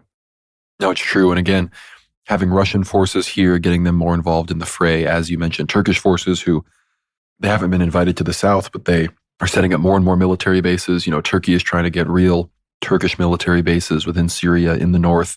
The past week, we saw big shootouts and disruptions in the ceasefire between the SNA, specifically SNA-backed forces, Turkish-backed forces in the Syrian government, and the SDF, again, the currently largest unintegrated military force in the country, still holding on to the Kurdish areas, a lot of the energy there. The Tishrin Dam, all these places that there have been, ceasefires and, because reportedly 100,000, Kurdish and other troops that still hold positions there that the HTS and the Syrian government currently doesn't want. to deal with, but the Turks very much do want to deal with them. So again, having Turkish and Russian troops here, that eventually throws interesting color and, disrupts the waters as far as the potential Russo-Turkish clash goes. But again, right now, obviously Israel, I think, would prefer Russian troops nearby than Turkish troops. So once Erdogan falls and, we get whatever the successor government to his, modern neo-Ottoman, synthesis is going to be, I think we might see Israel, warm to the possibility of Turkish troops and Turkish involvement in the Syrian state. But we have to move on to Lebanon, which is probably the biggest piece of news from the Middle East this week. We had huge Israeli strikes across, again, the ceasefire never really enforced or coming into any effect. What would you expect from Tom Barak and Trump and Jared Kushner, who are the people involved in actually trying to mediate things in Lebanon? Obviously, the big news was the huge Israeli strike on the Ain al-Hilweh Palestinian refugee camp in Sidon. Hezbollah issued a statement in response to it, saying Hezbollah strongly condemns the horrific massacre committed by the criminal Zionist enemy last night in the Ain al-Hilweh camp in Sidon, which resulted in the martyrdom of 13 people and a large number of wounded among our Palestinian brothers, targeting a place crowded with civilians and innocent children. This new brutal attack adds to the enemy's sinister record full of crimes and genocide against the Palestinians, Lebanese, and peoples of the region. Many of the people killed were young children, as is often the case in Palestinian refugee camps. And again, this comes amidst reports that this is from Khan News, that Israel had reportedly planned to carry out airstrikes against Hezbollah targets in the Lebanese capital, Beirut, but was pressured by the U.S. to hold off on such attacks to avoid wide-scale escalation with Hezbollah. So Israel is teetering right on the edge of a reignition of the war in the north, I guess the retaliatory war by Hezbollah, in tandem with the Houthis in defense of the Palestinians, which again, that was definitely the most effective element of that, besides the 12-day war itself, which still, we don't really know all the details from Israel. Reportedly, there were entire towns and airstrips and other things that were completely destroyed in the 12-day war. Israel, accordingly, Kiryat Shimon and other places still haven't really been rebuilt and, recovered from the damage that Hezbollah inflicted on them in the north. So the Israelis are definitely worried about that. But the U.S. is clearly aware that Israel has already pushed their luck regarding the ceasefire pretty extensively. Naim Qassem has been making more and more militaristic appearances, more and more militaristic comments about how if these things continue the way that they're going, especially I think attacks on Beirut or another attack akin to this refugee camp thing, that Hezbollah is going to have to start retaliating once again. And the Israelis, I think they do want to provoke that in some capacity for them to go in all the way. We've seen more and more bulldozer incursions. They have not withdrawn from all the points that they occupy in southern Lebanon. So it's clear that I think annexation, we discussed that fence in our previous episode, that, multiple, dozens of square miles of Lebanese territory have effectively already been annexed by the IDF and Israeli forces in the south as they continue to expand and move fences and militarized areas forward. So Lebanon, eventually it's going to erupt once again. And I wouldn't be surprised if that potentially triggers something that eventually goes between Israel and Iran, because, we've seen what's happened in Gaza. Israel's been bombing Khan Yunis and Gaza City and Rafah, areas behind the yellow line, supposedly. But again, the ceasefire, they're pushing their limits on that as well. Whatever they can bomb, they're bombing in the areas that they supposedly, again, as wasn't explicitly outlined in the ceasefire agreement, that's not where they can't operate. So they're demolishing things and bombing, as much as their heart desires there. So they're obviously expanding military operations in the West Bank as well. We've seen more and more settler attacks, more and more operations. One of the attacks in Lebanon was targeting one of the leaders of Fatah. So again, the supposedly internationally recognized Palestinian Authority and their operators in the region are being openly targeted and assassinated. That's who was apparently being targeted in the strike on the Al-Hilwa Palestinian refugee camp. But again, no Fatah leaders were apparently taken out. So just innocent bystanders only, which again, still a victory, I think, for the Israeli genocidal Jews operating all these drones and these airstrikes. But before we talk about Iran, which is what we're going to move on to next, I'd love to hear your thoughts on Lebanon and Palestine, Dmitry. Yeah, I think the status quo remains, where Israel essentially is flying its planes very close to the Lebanese border, essentially striking, imminently just slaying Lebanese civilians. But also, just recently, there has been apparently a killing of 13 Hamas militants, but not in the Gaza Strip in Lebanon, actually. So these are most likely Hamas, allegedly, according to Israeli sources, Hamas collaborators with Hezbollah. So clearly people on the ground who are supposed to be linking the two organizations in some particular capacity. Obviously, physically, geographically, you can kind of see there is obviously Gaza being under siege. These Hamas operatives were probably on the ground south of the Litani River for a very long time now, probably since the beginning of the October 7th operation. They really haven't been home in Gaza for a long time. In any case, Israel claims that it's taken out 13 of them. There have been innocents, of course, slain in southern Lebanon. But we've also received an update from Joseph Aoun. If you recall, the president, the newly elected president of Lebanon, we've kind of hoped that maybe, he would take a more perhaps hawkish stance towards Israel, or at least pressure the international community to respond to Israeli, essentially quasi-annexations taking place south of the Litani River on sovereign Lebanese territory. But as of recently, he has reinforced the position that Hamas and Hezbollah need to leave the territories south of the Litani River, and they need to not just disarm them, but they need to really move their positions in order not to provoke Israel. So he's, again, reinforcing this sort of watchdog type of stance that, he's going to be playing according to the Western rules. He won't be, allying himself with Naim Qassem or the Speaker of the Lebanese Parliament, who is very sort of pro-Shia. Obviously, he is Shia himself, pro-Hezbollah.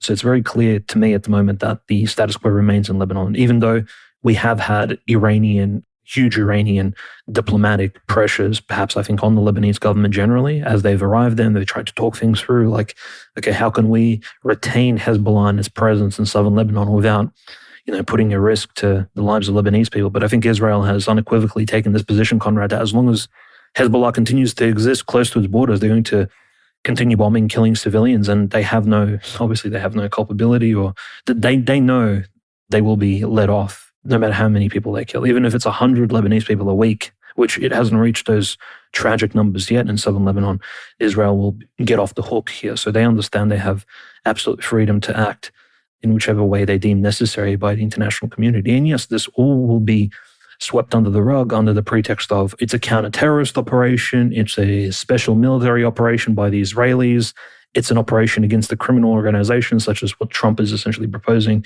against Caracas, or even Vladimir Putin essentially is, in a way, and I think correctly so, labeling the presidential regime of Zelensky and the Verkhovная Rada as a criminal mafia-type organization. In some cases, this is absolutely right.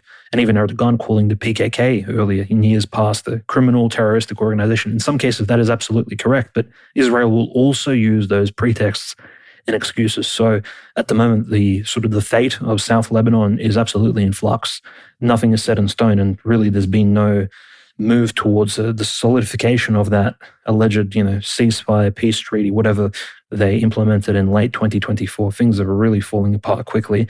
At the same time, like looking down south in Gaza, Conrad, the recent United Nations Security Council resolution, right? And this is essentially being a resolution on the basis that, look, international forces will need to be present in Gaza to conduct essentially peacekeeping.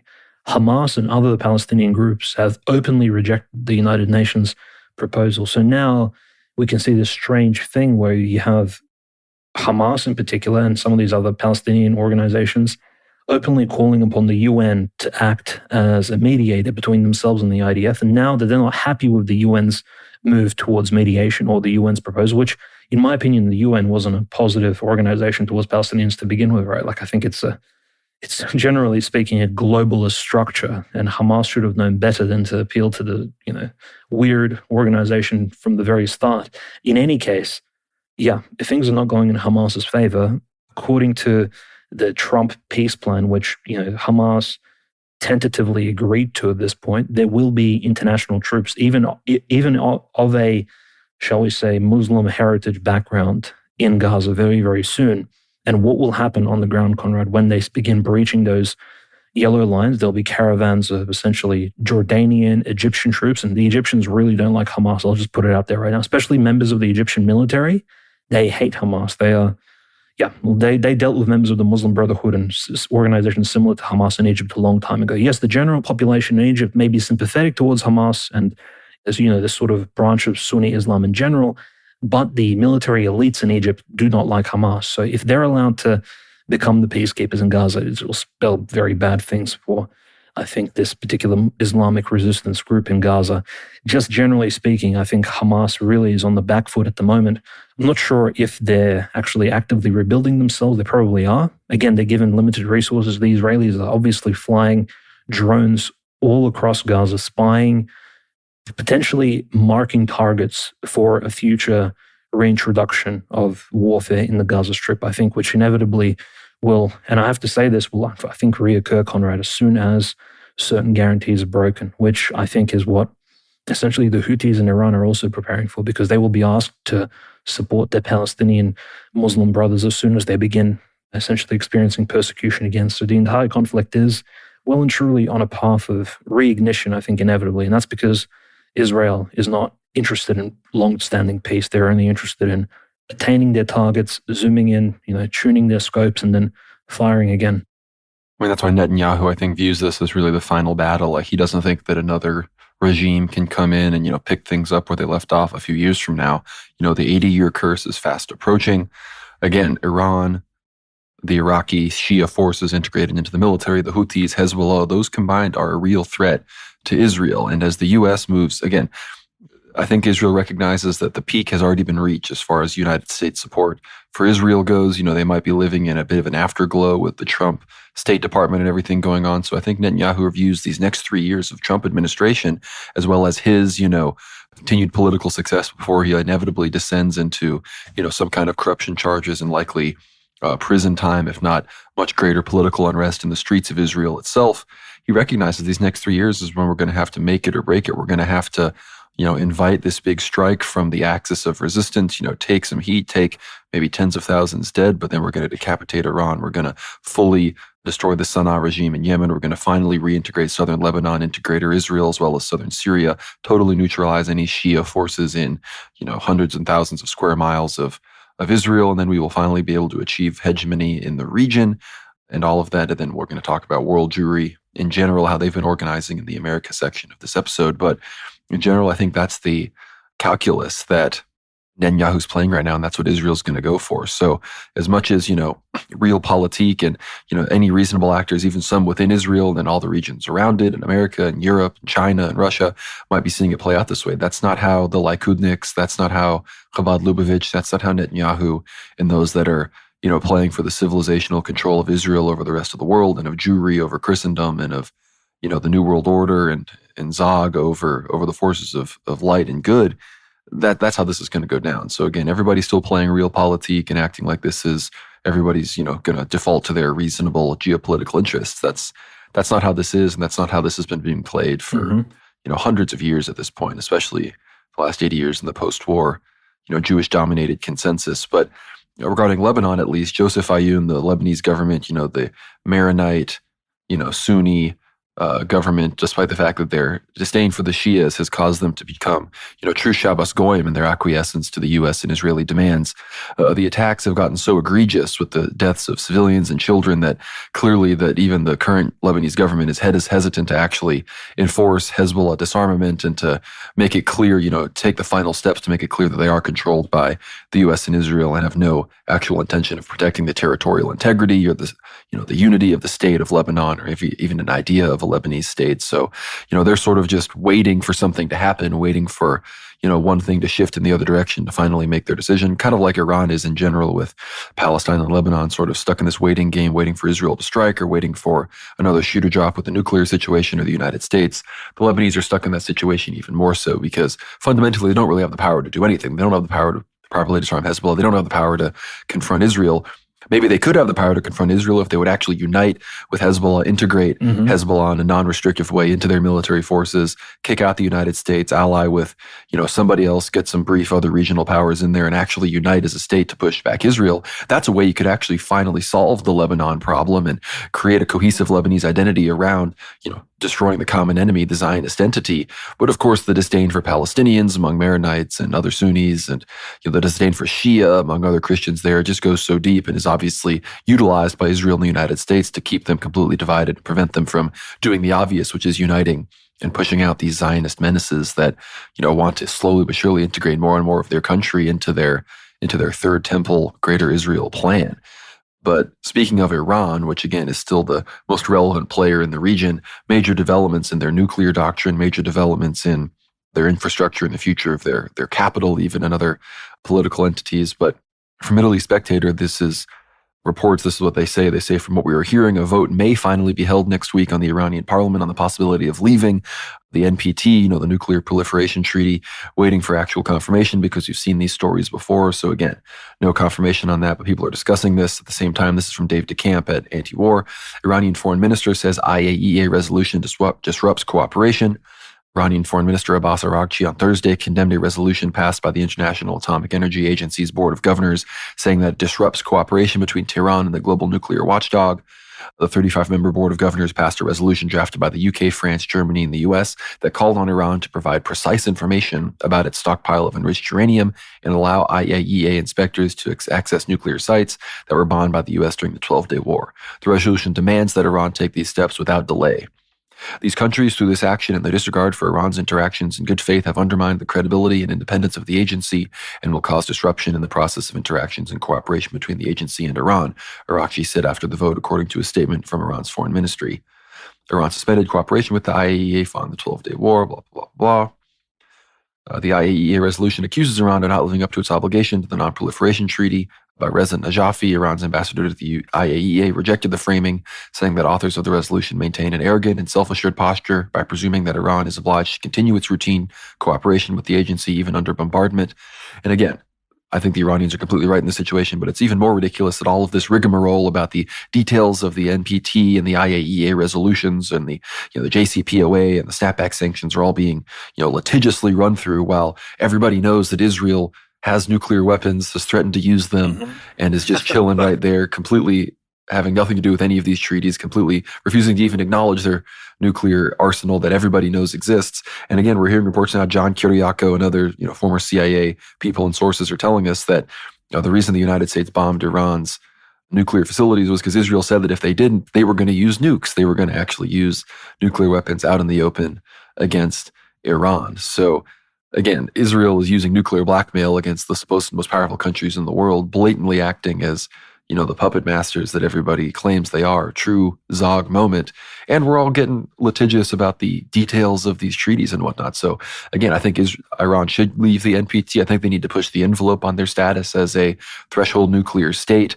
Again, I'm not saying they should make nukes. I don't support any kind of large-scale bombing or wars or actually moving towards that direction. But again, it's clear that Israel is going to go for broke on a decapitation, that they're going to escalate another war.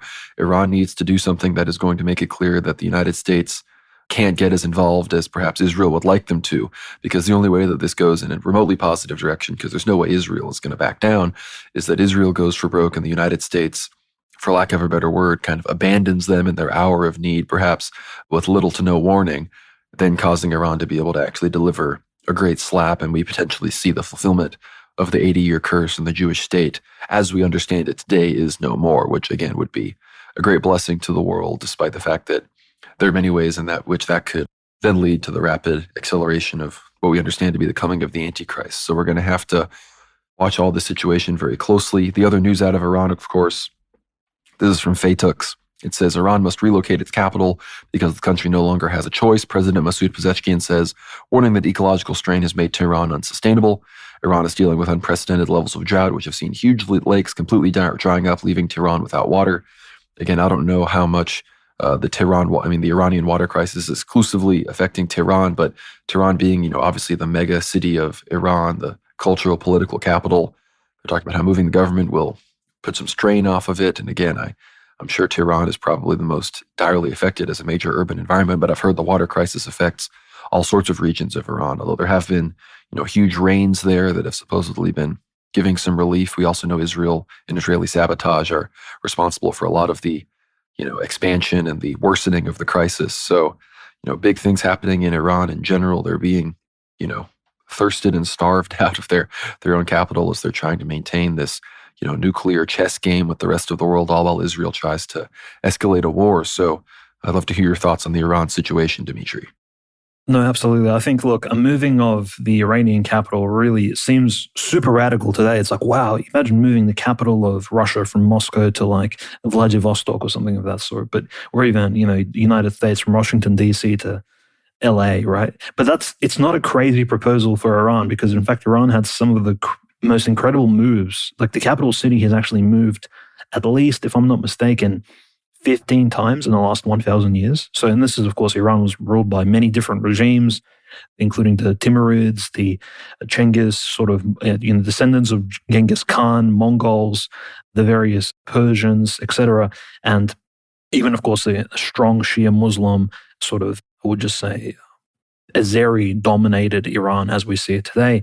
And Isfahan would be probably the next best guess, right? A huge city south of Tehran would maybe make the good capital. But again, what exactly they're asking for in terms of how do you move all these businesses, the suburbs, etc. I think most likely, Conrad, it'll be like moving the state apparatus and all the public service jobs to another location, therefore sort of in a way forcing or promoting the movement of those people who hold those public service positions to essentially new locations. And, that therefore, rebuilding the infrastructure somewhere else in Iran. Again, maybe even closer to the Persian Gulf itself. The reason why I say this is because the Persian Gulf in the near future will have at least 4 Russian nuclear power plants constructed and finished.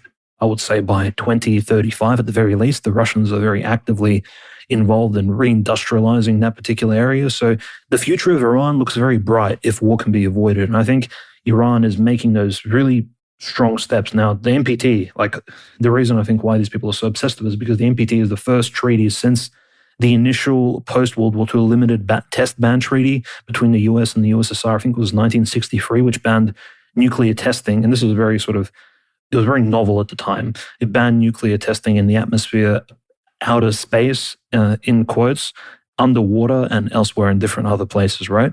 And then, of course, the NPT was just non-proliferation, non-spreading of nuclear weaponry to other nations around the world, essentially trying to limit this mass destructive capability. And the NPT is seen as almost this like religious like treaty and document, which everybody should follow. But as you said, Conrad, correctly put, double standards have been in place for a very long time with Israel, as well as some other countries completely not adhering to the NPT.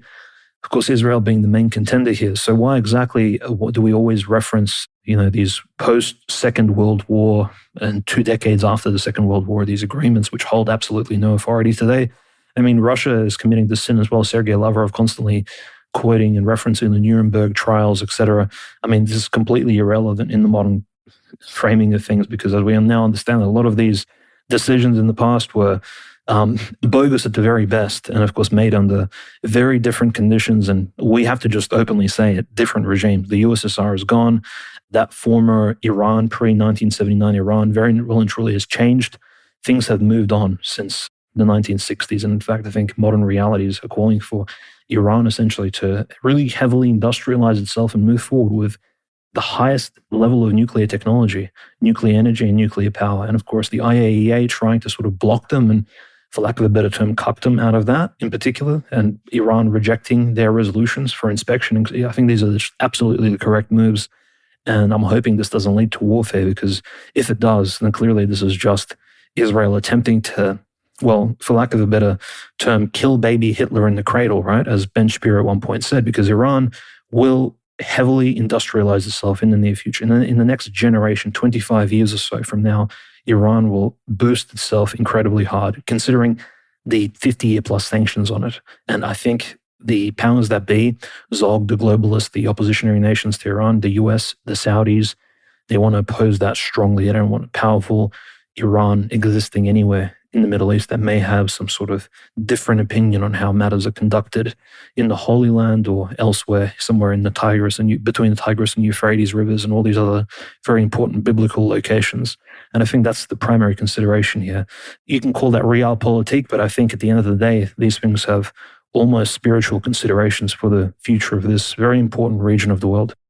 I very much agree. As far as the capital goes, it's tough to want to move away from Tehran because, Iran is obviously most vulnerable from, regime change from the peripheral provinces directed by foreign entities, Israeli bombing, U.S., land and, sea invasion. And Tehran is pretty much, perfectly situated, center of the country, farthest away from airstrikes, strikes from the sea, land invasion, because, Tehran is obviously the biggest city in Iran. If it's the political, cultural capital, it's, as long as that city can hold out, they would in theory be able to resist. And if that city in theory fell, that would be, the end of everything, and everybody would sort of realize it's over. And, moving it closer to the Persian Gulf is dangerous in that regard. And, moving it into other regions, gives you the issue of having too much cultural dominance from certain groups. You don't want to move it into Iranian Azerbaijan because then you would have mostly Azeri capital, for example. So people are having to think about all these other things. But final story out of the Middle East, everyone was talking about this week, at least in the noticing sphere of things. And it's from Middle Eastern Spectator. It says, according to the New York Times, U.S. Ambassador to Israel Mike Huckabee hosted Jewish-American spy Jonathan Pollard at his official residence in Jerusalem back in July and deliberately kept the visit off of his official meeting record, with the White House not aware of the visit. Pollard, a former Navy intelligence analyst, was convicted of spying for Israel in 1987 and was allowed to move to Israel in 2020 after President Trump terminated his parole early by commuting his sentence. Since his release in 2015, the official State Department and intelligence community policy has been to avoid any official contacts with Pollard due to the gravity of his treason, which is widely viewed as the worst case of espionage in American history. So, again, I don't know what Mike Huckabee actually needed to talk about Pollard that was so important that they had to hide it from the White House and, again, violate 30 plus years of U.S. security policy regarding the worst spy that we have ever had to sentence to life in prison. But alas, he did it anyway. And now that it's been revealed, everyone's talking about it. But nothing will happen, of course. Huckabee will not be punished. There will be no discussions from Israel. Israel will say nothing about this. Trump will say nothing about this as well. Maybe behind the scenes, one or two people might get in trouble for not covering things up well enough. But that's the way things go. And this, really ties into what else we wanted to talk about regarding the United States. Of course, Trump refused to disavow Tucker and Nick Fuentes, as that conversation has really sparked a nationwide discussion on Jewish power, Israeli influence, and a host of other issues. And again, Nick and others have been talking about, recently we've seen the whole host of organized Jewish interest groups meeting, the World Jewish Congress, the Congress of North American Jews, all these other groups, AIPAC, a whole host of other Friends of Israel, World Jewish, this, that, or the other. And again, the common assertion is even saying things like World Jewry or organized Jewry, that's an anti-Semitic canard, despite the fact that you have Jews on the left, right, and center all coming together at the World Jewish Congress with certain people giving speeches literally like the state of Western Jewry. That's literally like the speech. So again, if you say it as Goyim, as a Gentile, as a Christian, it's anti-Semitic. But when they say it, it's of course it's how they can effectively organize for Jewish interests. And again, you've got Ben Shapiro, Barry Weiss, George Alex Soros. These people are all coming together at the same conference. Supposed ideological political enemies are coming together. So again, I assume that everybody listening to the show has fully integrated the fact that world Jewry, organized Jewry are the large driving force behind geopolitics, cultural change in the United States. That's sort of a presupposition you need to internalize before you tune into the World War Now analysis, because that's what we're operating under, and it's true in the West, a whole host of other countries. We talk about how it's relevant to Russia as well. So it's an important thing that everyone needs to be aware of. And right now, they really are coming out in full force. I mean, Chuck Schumer and the Senate Democrats have put forward a resolution to condemn Nick Fuentes, which again, in the almost 300-year history of the United States, this is the first time that a individual has been condemned by, a body of the United States Congress, one of the branches of the United States government. This has, emerged for the first time because Tucker Carlson dared to have a 27-year-old American on the show. So that's where we're at, the state of, sheer coping and seething and shut it down that the world Jewish community is coming out with in the midst of this. That's the state of things right now, and it's very interesting to say the least. Other updates, of course. Marjorie Taylor Greene is not even going to be seeking re-election after Trump claimed to be, endorsing a challenger in her congressional seat. And, apparently her turn against Trump had to do with the fact that Trump didn't endorse her because she wanted to run for the Senate, which again, she would not be able to win statewide office in Georgia. As much as on a lot of these disputes, I would support her over Trump, considering she is a lot better on issues relating to Israel, issues relating to all this Epstein stuff, issues relating to legal immigration and H-1Bs. She was outflanking Trump to the right, but alas, she will no longer be in Congress, which again, general loss as Trump continues to sort of become co-opted by the establishment conservatism, which again, if you didn't see the fact that he was appointing Marco Rubio as Secretary of State as really the confirmation that that's what this term was going to be, then I don't really know what else to tell you. But yeah, I mean, America is really currently in the midst of a national conversation. And I think when I get back to doing the World War live streams more regularly, and, we're going to have some more Ether Hour discussions, I think we're going to flesh this out in the whole World War Now Ether Hour away from an Orthodox perspective and how we think about this. Because I think, there is a bit of a dearth of Orthodox political commentary really tying all of this together, because obviously Orthodox Christians are aware of the Jewish question probably at a higher percentage than any other religious group in the United States. They're aware of the influence of Zionism in politics. They're, of course, I think the least influenced by Zionism and Jewish power regarding as far as an institution goes.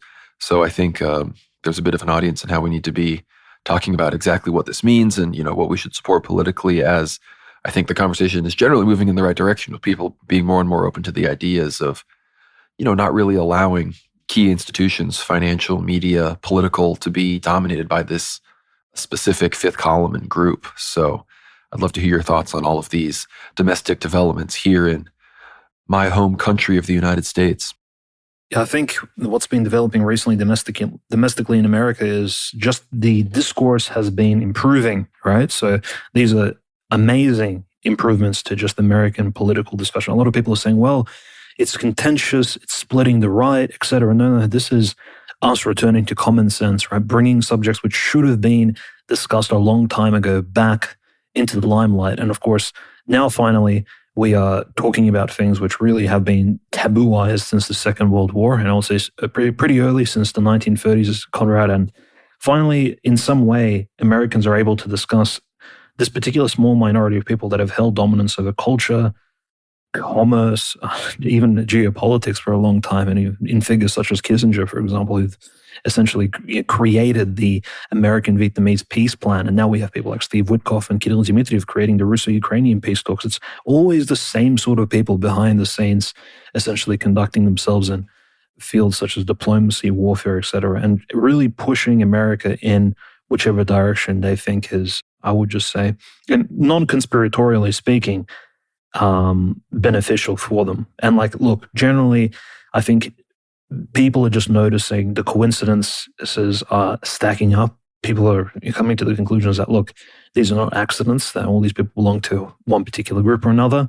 And yeah, absolutely, this show has been commenting on this particular issue in general for a very long time now. And I'm glad that I've followed Fuentes since 2018 very closely, I would say. Not as close as yourself, but generally speaking, I've agreed with most of his points since then, and he's remained very, very consistent. He hasn't actually switched up on many things. And even if we disagree on certain minor points, his position was always America first since at least those years when he began his respective show.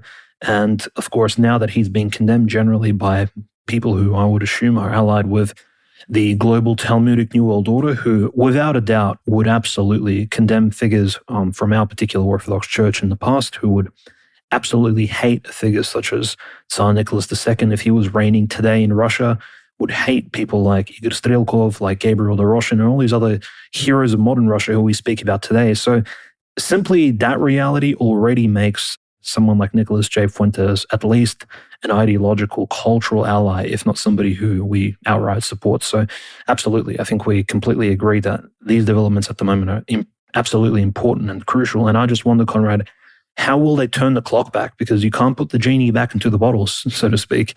The Pandora's box is open, and now, absolutely, this discourse is all over the internet. YouTube has even stopped censoring this subject matter. So I wonder exactly, I think they'll have to go through the hot Third World War in order to really shut it down. So absolutely, it's really pointing towards the powers that be getting very desperate. And I think one of those signs, as you said, in relation to the Orthodox Church, and this is why it's important, notice with the Roman Catholics and Nicholas J. Fuentes being a Roman Catholic, this is the one sort of, I would say, flaw in his particular analysis, in that Pope Leo is a Philo-Semite. Most of the Roman Catholic cardinals, most of the Roman Catholic bishops are Philo-Semitic, if not outright Zionists themselves. They support a sort of reintegration of Roman Catholicism with the ecumenist movement, and of course, very friendly towards the Jewish religion.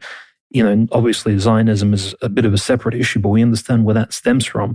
And the Orthodox Church has remained very much insulated from the ecumenist movement. Unfortunately, the Greek Orthodox churches in America have actively participated in it. So has the Orthodox Church of America, the OCA, somewhat, to a secondary degree, I would say, of activity. But the Archons, Goarch, I think they've begun lashing out. And in particular, notice, Conrad, there's this weird alliance in America at the moment where you had people like Joe Wilson, so active American politicians, speaking out against conservative jurisdictions in America like Rokor, condemning them of being pro-Russian, pro-Putin. This is obviously a reaction to the fact that the world is waking up to the presence of, as I said, this Talmudic New World Order dominating not just America, but countries like Ukraine. We all see Mindich, people like Yermak, Zelensky. We know who runs Ukraine. We can see who runs America behind the scenes.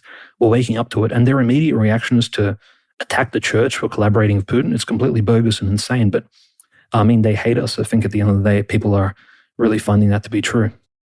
No, that's exactly correct. And I like what you said, Dmitry, about, the Third World War, coming amidst all this noticing. I mean, that might really be what, like you've said, Metropolitan Neophytos has talked about it. The Third World War has been ongoing for several years now. They're just not talking about it. Like I've told people many times, what did you think it was going to be announced on the television? Like you think that was when, quote unquote, World War III, as we need to understand it, would be, announced and broadcast? No, they're going to announce it and broadcast it when it will be beneficial for them to have announced and broadcast it. And that might come to when they realize that the noticing is getting out of hand and they really need to conscript, hundreds of thousands and millions of people in these Western countries that are starting to notice into, a large war that, again, through numbers of psyops and, inevitable geopolitical developments like the fall of Erdogan and other things, it will, everybody, regardless of how much people might not want to do it, will be forced to recognize that this is where things are going. And, unfortunately, a lot of people are likely going to die, of course, unless we can all continue to repent, which is, the main message of this entire podcast. But the turning of, the beast and Zog and everything against orthodoxy at an institutional level, of course, was inevitable.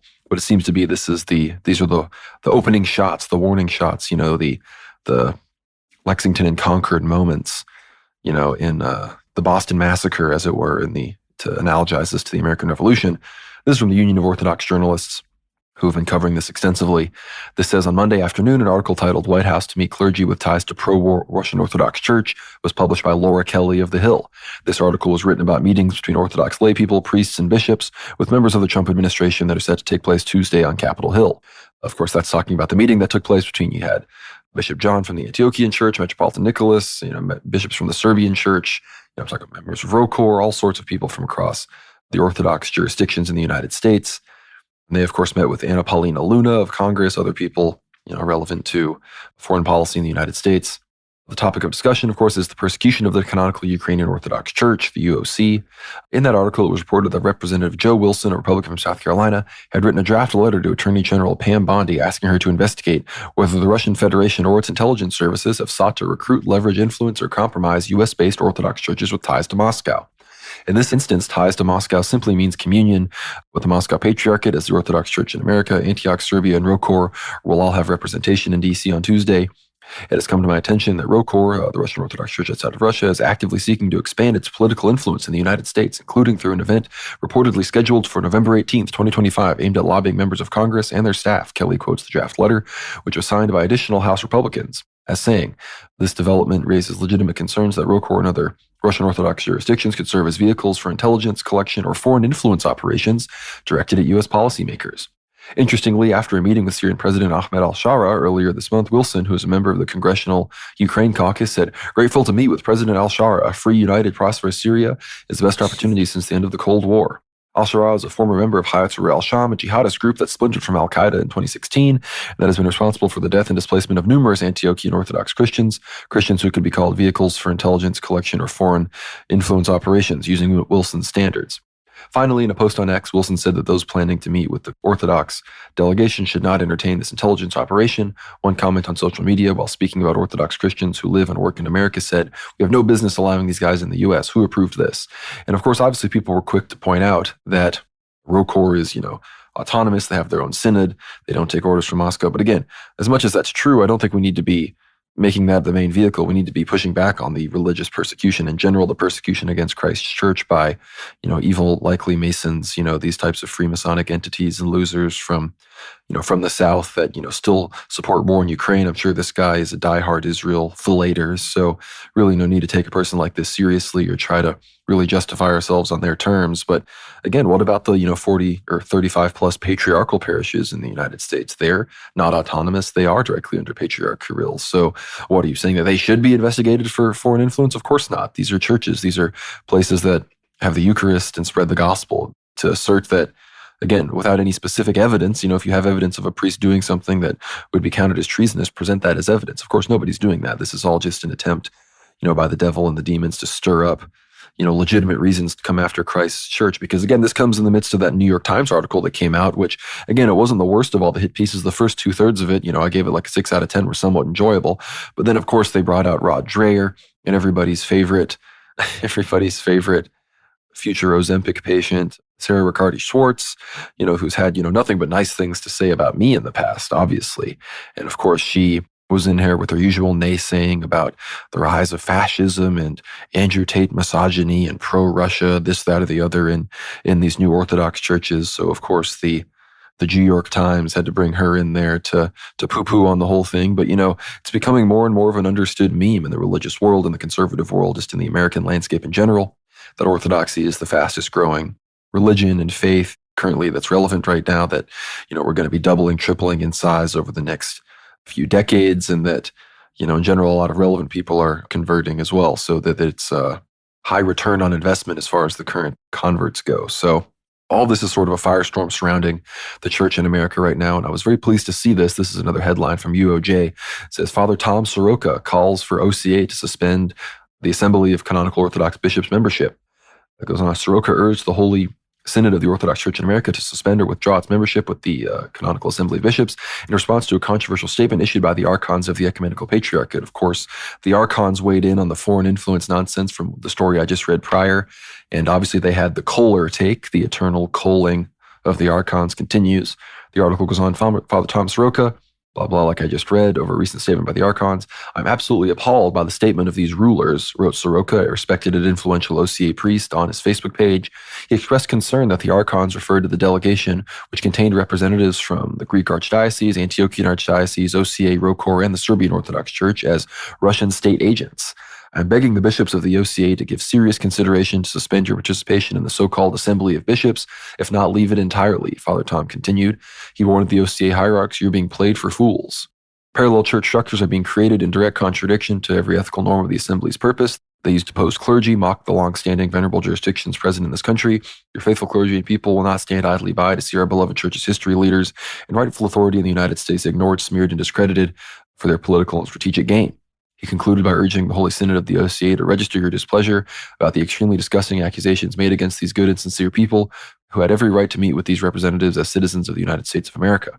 Suspend your participation in the AOB, Father Thomas said. Until sanity is restored and truth is honored, everything will be done for God's glory. I completely agree. I've been saying that the Assembly of Bishops in America is a gay, useless organization for a long time anyway. ROCOR and the Moscow Patriarchate aren't even participants. LP Foros is the chairman. Again, the most notable thing that they've done as far as statements being released recently in the past few years was literally releasing a statement signed by no hierarchs, written by no clergy, published to condemn Father Peter Heers. For what reasons are still very unclear and nebulous to everybody. So if that's all the organization is good for, why not leave it? If the OCA leaves it, then you have almost no Russian representation. And again, the Russians are the oldest Christian Orthodox body represented on the continent here. So it would really lead to its to the further degradation of the respect for this, again, not really real organization, the Assembly of Bishops. Yeah, everyone's in communion, but there's no American jurisdiction. And maybe if the Assembly of Bishops collapses, we could see real progress towards creating a real American Orthodox jurisdiction. If the OCA leaves, I'm sure the Antiochians would look into following suit. The Serbs would quickly realize what the heck they're even doing there. And quickly you'd realize it's just GoArch and the other EP tentacles that are being held onto, like Akrod and the Ukrainian Church in the USA and a few others that ultimately still take orders from GoArch. But apparently, in the midst of all of this, LP Foros realizes that he's got a bit of a revolt on his hands. And as the chairman of the Assembly of Bishops, he's going to try to hold everything in place. This is again from the UOJ. It says, rumors of civil war in the Greek Orthodox Archdiocese erupted when influential archons led by Father Alexander Karloutzos, who again is apparently just, I've heard all sorts of horrible things about him over the course of my years, and even before I was Orthodox living in New York, issued a bizarre statement accusing a pan-Orthodox delegation of Russian espionage and inverting Ukrainian church persecutions, apparently without Archbishop LP Foros' approval. This speaks to a deeper problem within GoArch, the unchecked power of its donors over the clergy. So apparently LP Foros is outraged by all of this. Again, when the two factions are Father Alex Karloutzos and the Archons versus LP Foros, you realize really how far GoArch has fallen, because, this is like wanting to root for, I don't even know, like Satan or Beelzebub. But, as far as I'm aware, we do got to be siding with our boy LP here. So thank you, Archbishop LP Foros, for ostensibly, even if it's just political, being on the correct side of these things. GoArch's official media channels dutifully amplified the Archon's text far and wide. Of course, everyone knew this. The backlash was immediate and ferocious. Multiple members of the Assembly of Canonical Orthodox Bishops of the United States threatened to withdraw from the assembly unless Elpidophoros issued a personal apology. Within 24 hours, the posts vanished from GoArch platforms, and His Eminence released a carefully worded clarification. He wrote that rumors have circulated regarding GoArch's view of the Pan-Orthodox delegation. I do not and would never perceive my brother hierarchs, or indeed their official representatives, as agents of foreign governments, Archbishop Elpidophoros continued. He then reaffirmed support for the Assembly's earlier resolution, stating, "We pray the Ukrainian Law 3894 is not used to persecute any religious groups within Ukraine." This, of course, is an unmistakable nod to the real persecution suffered by the canonical UOC. Many remain unsatisfied, demanding that Archbishop Elpidophoros offer a full, unequivocal apology, and that's fair enough. Yet reliable GoArch sources insist Archbishop Elpidophoros neither saw nor approved the Archon's statement, signed by National Commander Anthony Limbrakis, before it went live. The scale of the disaster became clear. The Archbishop reportedly ordered every trace removed from the Archdiocesan channels and delivered Carlutzos a scorching reprimand by telephone. So it seems that His Eminence doesn't want to take responsibility for the statement because he had no hand in it. The GoArch social media team, in showing the statement on its channels, naturally assumed the Archons and the Archdiocese were on the same side, and maybe that was true once upon a time, but it's not anymore. Tellingly, the Archons themselves have left their statement standing. They are under no obligation to retract it either. They answer directly to the Ecumenical Patriarch, not the Archbishop of America. Herein lies the deeper crisis. GoArch depends heavily on the generosity of these Archons who donate millions to the Archdiocese. At the same time, these donors appear to have little respect for Elpidophoros. They're issuing statements without his approval, attempting to set GoArch policy independently of the Archbishop. It's a classic case of the tail wagging the dog. When the money men can publicly humiliate their spiritual leader and shrug off the consequences, talk of civil war no longer sounds like hyperbole. So that's sort of the long and short of the big issue. At one point, Serbian Bishop Irene was, strongly denounced. Obviously, the Serbians responded harshly to that, and basically everybody had to apologize to that as well. So that's the current status of the looming Orthodox persecution in the United States. If you have any thoughts on it, Dmitry, I'd love to hear your comments, and then any other church news before we land this plane. Well, I think generally speaking, yeah, Conrad, these are essentially servants of Satan attempting to sow the seeds of future persecution, essentially preparing the earthworks, right? Plowing the fields in order to plant these evil, plants that will eventually, I think, poison whatever good sentiment there was towards Orthodox Christianity in America. As you said correctly, Orthodoxy was present in America from the very beginning, since almost the time of independence itself. And Orthodox historians would even argue from literally 1776. So in any case, this is, again, completely bogus and ludicrous that there are Russian spies hiding within Roquefort or anything like that. Completely insane. But, just to sort of look into what was discussed earlier, the sort of counsel of the ungodly, the seed of the scornful, the path of the sinners who we should not walk amongst. We have to look at the other side. What is actually happening in Ukraine? Is Zelensky and his government, are they showing us the correct way? And no, in fact, they aren't. Just this week, Zelensky and his administration, as well as members of literally every single religion, except for the canonical Ukrainian Orthodox Church, that is Metropolitan Onufry, which I think is a good thing. They celebrated the anniversary of the Holodomor, right, in 1932, a mass starvation campaign by the Soviet Bolshevik government led by Jugashvili, Koba, Stalin, in particular, of course, heavily affecting the Ukrainian land. And they had essentially a Moleben prayer service inside of the Dormition Cathedral at the Kiev-Pechersk Lavra. This is an occupied cathedral which the Ukrainians have taken from the canonical church. And of course, you had the perfect congregation of essentially what you would call a council of the ungodly. You had military personnel standing there with some sort of quasi-Third Reich badges, right, which is very weird. Obviously, people with Bandera on their uniforms. Zelensky and his wife. You had rabbis. You had muftis, imams, Protestant pastors. You had bishops from the Roman Catholic Uniate Church. You had the OCU present there, that is Epiphany Sergei Dumenko's neo-congregation that is recently constructed with the assistance of Patriarch Bartholomew.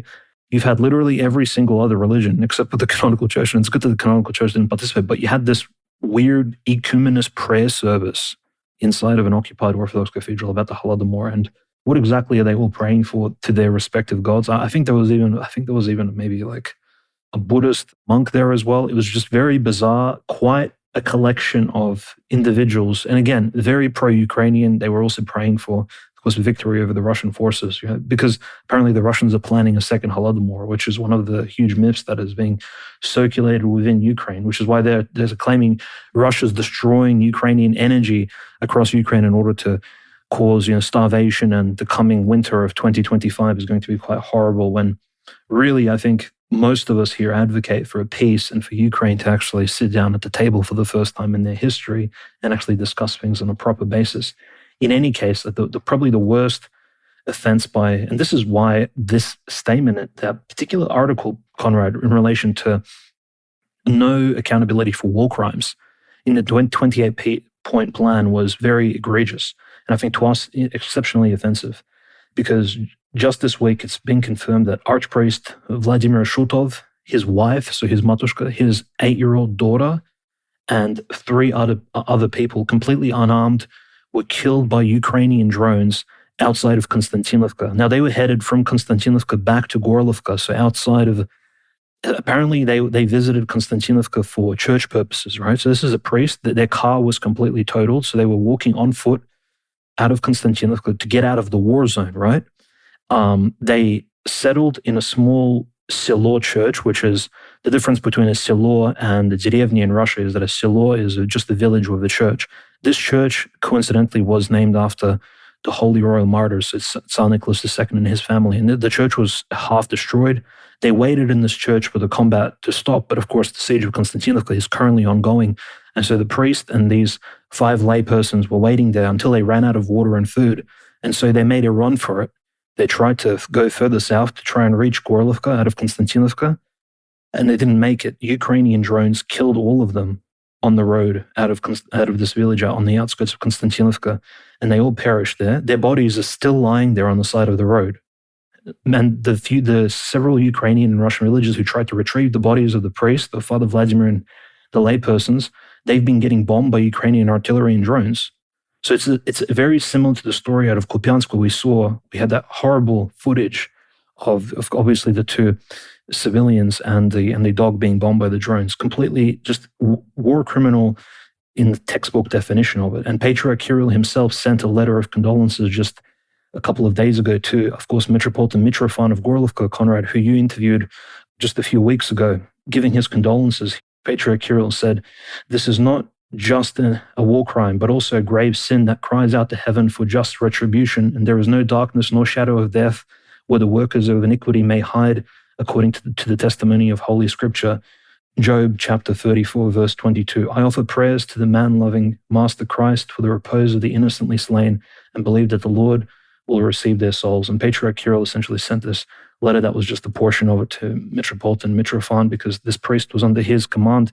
And you just spoke to him recently about persecution. We'll have a special episode coming out regarding that. But this is like the death of another innocent Orthodox Christian priest, Father Vladimir, his beloved wife, his daughter, and 3 other innocent assistants who were just killed for not participating in the war itself. So, yeah, and those war criminals should answer for it. And that's why I think Russia should continue their liberation of especially the lands of the Donetsk People's Republic, because these are the lands I think that have been so negatively affected by the post-Maidan regime. And I think this is just the general layperson's geopolitical opinion here, Conrad. But this is one of those many egregious examples of, I would say, active persecution, be it in a war zone or just outside of a city that's experiencing a siege. There's no excuses for this. Absolutely none. No, I completely agree. And of course, the news this week regarding the church and the persecution has been that now the EP is trying to propose that the UOC becomes a Ukrainian eparchy, directly, or exarchate, as it were, under the EP himself. And this is from the UOJ again. Metropolitan Anthony of Boryspil, Chancellor of the Canonical Ukrainian Orthodox Church, warned on November 17th that joining a proposed temporary exarchate under Constantinople would be gravely mistaken or deliberately deceptive, as such a structure lacks canonical ordination, apostolic succession, and the grace of the Holy Spirit. He warned believers against the proposed join a temporary exarchate. He stressed at the core issue is not politics, language, or jurisdiction, but canonical validity in the presence of apostolic succession and the Holy Spirit, both of which, he says, any Constantinople-linked structure in Ukraine lacks. The Metropolitan cautioned those by promoting such an exarchate, even temporarily, are either gravely mistaken or deliberately leading the faithful into temptation and schism. So people can read the full statement on Union of Orthodox Journalists on orthochristian.com. That's where you can find all these things, always some of the best sources. But again, the EP is clearly realizing that they're not going to win the war against the UOC on the ground or spiritually. They still don't want to admit that they are not the first without equals. They are not the neo-pope. They are not the Eastern Constantinopolitan Pope. They do not have the authority to issue tomos of autocephaly on the canonical territory of other canonical Orthodox jurisdictions. So hopefully, again, in the near future, hopefully within our lifetimes, we can have a council that really elucidates that and makes Orthodox ecclesiology clear once again, as opposed to what these wayward hierarchs really think. But that is the end of this episode today. Thank you all for tuning in here to the very end. I want to make it clear we have a lot of big Ether Hour episodes coming up very soon. We're going to be talking to Father John Whiteford about the persecution in America, the persecution in Ukraine, all of the updates in that realm. We're going to be talking to Ava Bartlett about Gaza, the future of Gaza, the history of the persecutions of people there, the history of the genocide in Gaza. She lived there for many years, and I've gotten to know her fairly well in Russia. She's been to Donbass, so going to be a very interesting guest. Going to be talking, eventually we're going to talk to Eschaton Vigil about the new Eschaton Vigil book that's come out, all sorts of, big shows on the way, future shows with Gregory Hears, Father Peter Hears, Jay Dyer. So stay tuned down the pipe. All of these in the coming weeks and months will be made available to you if you get behind the paywall. So please get behind the paywall, worldwarnow.co. That's how you can support the show. $7 a month. It really helps us out. Again, I'll probably be posting my Venmo a bit more, so maybe that'll be linked down below for anybody that wants to support us even more. Be sure to follow us on YouTube, subscribe to the YouTube channel World War Now. Again, get behind the paywall here on Substack. You get access to all of our Donbass content, which again is also going to be coming out very soon. My interview with Metropolitan Mitrofan of Gorlovka, very close to the front line, in the midst of, artillery fire. That's where we are. A lot of discussions on the persecution and the situation in the Donbass about the church. So very, very exclusive interview there. So get prepared for that. Get behind the paywall to be the first to get access to all of that. Obviously, follow us on X at @WorldWarNow_. Follow me at GnomeRad. Follow Dmitry at WWN Host. Be sure to follow us on Telegram at WorldWarNowTelly. Find us on Spotify and Apple Music. Obviously, wherever podcasts are found, you can find us. But obviously, make sure your email is on the World War Now Substack list, because that is the real home base. You can get 10% off your order of books. Now the holiday season is here. It's really a good time to be buying some books for, the lovable, fascist right-wing noticers in your life from Antelope Hill Publishing. Use code WWN for 10% off books and orders. So yeah, a lot of great stuff on there. Culture of Critique, the new version by Kevin MacDonald, Transgender Industrial Complex, all sorts of other really interesting, good books from a right-wing perspective. So check that out, Antelope Hill Publishing. It's usually linked down in the description. You can just type it right into Google and it'll come right up. But yeah, worldwarnow.co. Thank you again so much for listening here to the very end. Stay tuned for more live streams, Ether Hour episodes, Donbass content in the very, very near future. With all of that, Dmitry, I will leave you with the last word. Really appreciate the support, everyone. We will have active discussions on Discord very soon this week. So I'll be posting an announcement about that several days ahead of time. If any of you are up late at night or early in the morning, I will be available to chat to you all things World War Now, 8th hour, for several hours at the very least, while we work away collabs. Definitely get on the Discord and we'll have that active as of this week. So definitely a great content coming up. And thank you for all your support, those who listen to the end. God bless, and we wish you a great nativity fast. I know we're already deep into it, but Christmas is fast approaching. Thank you.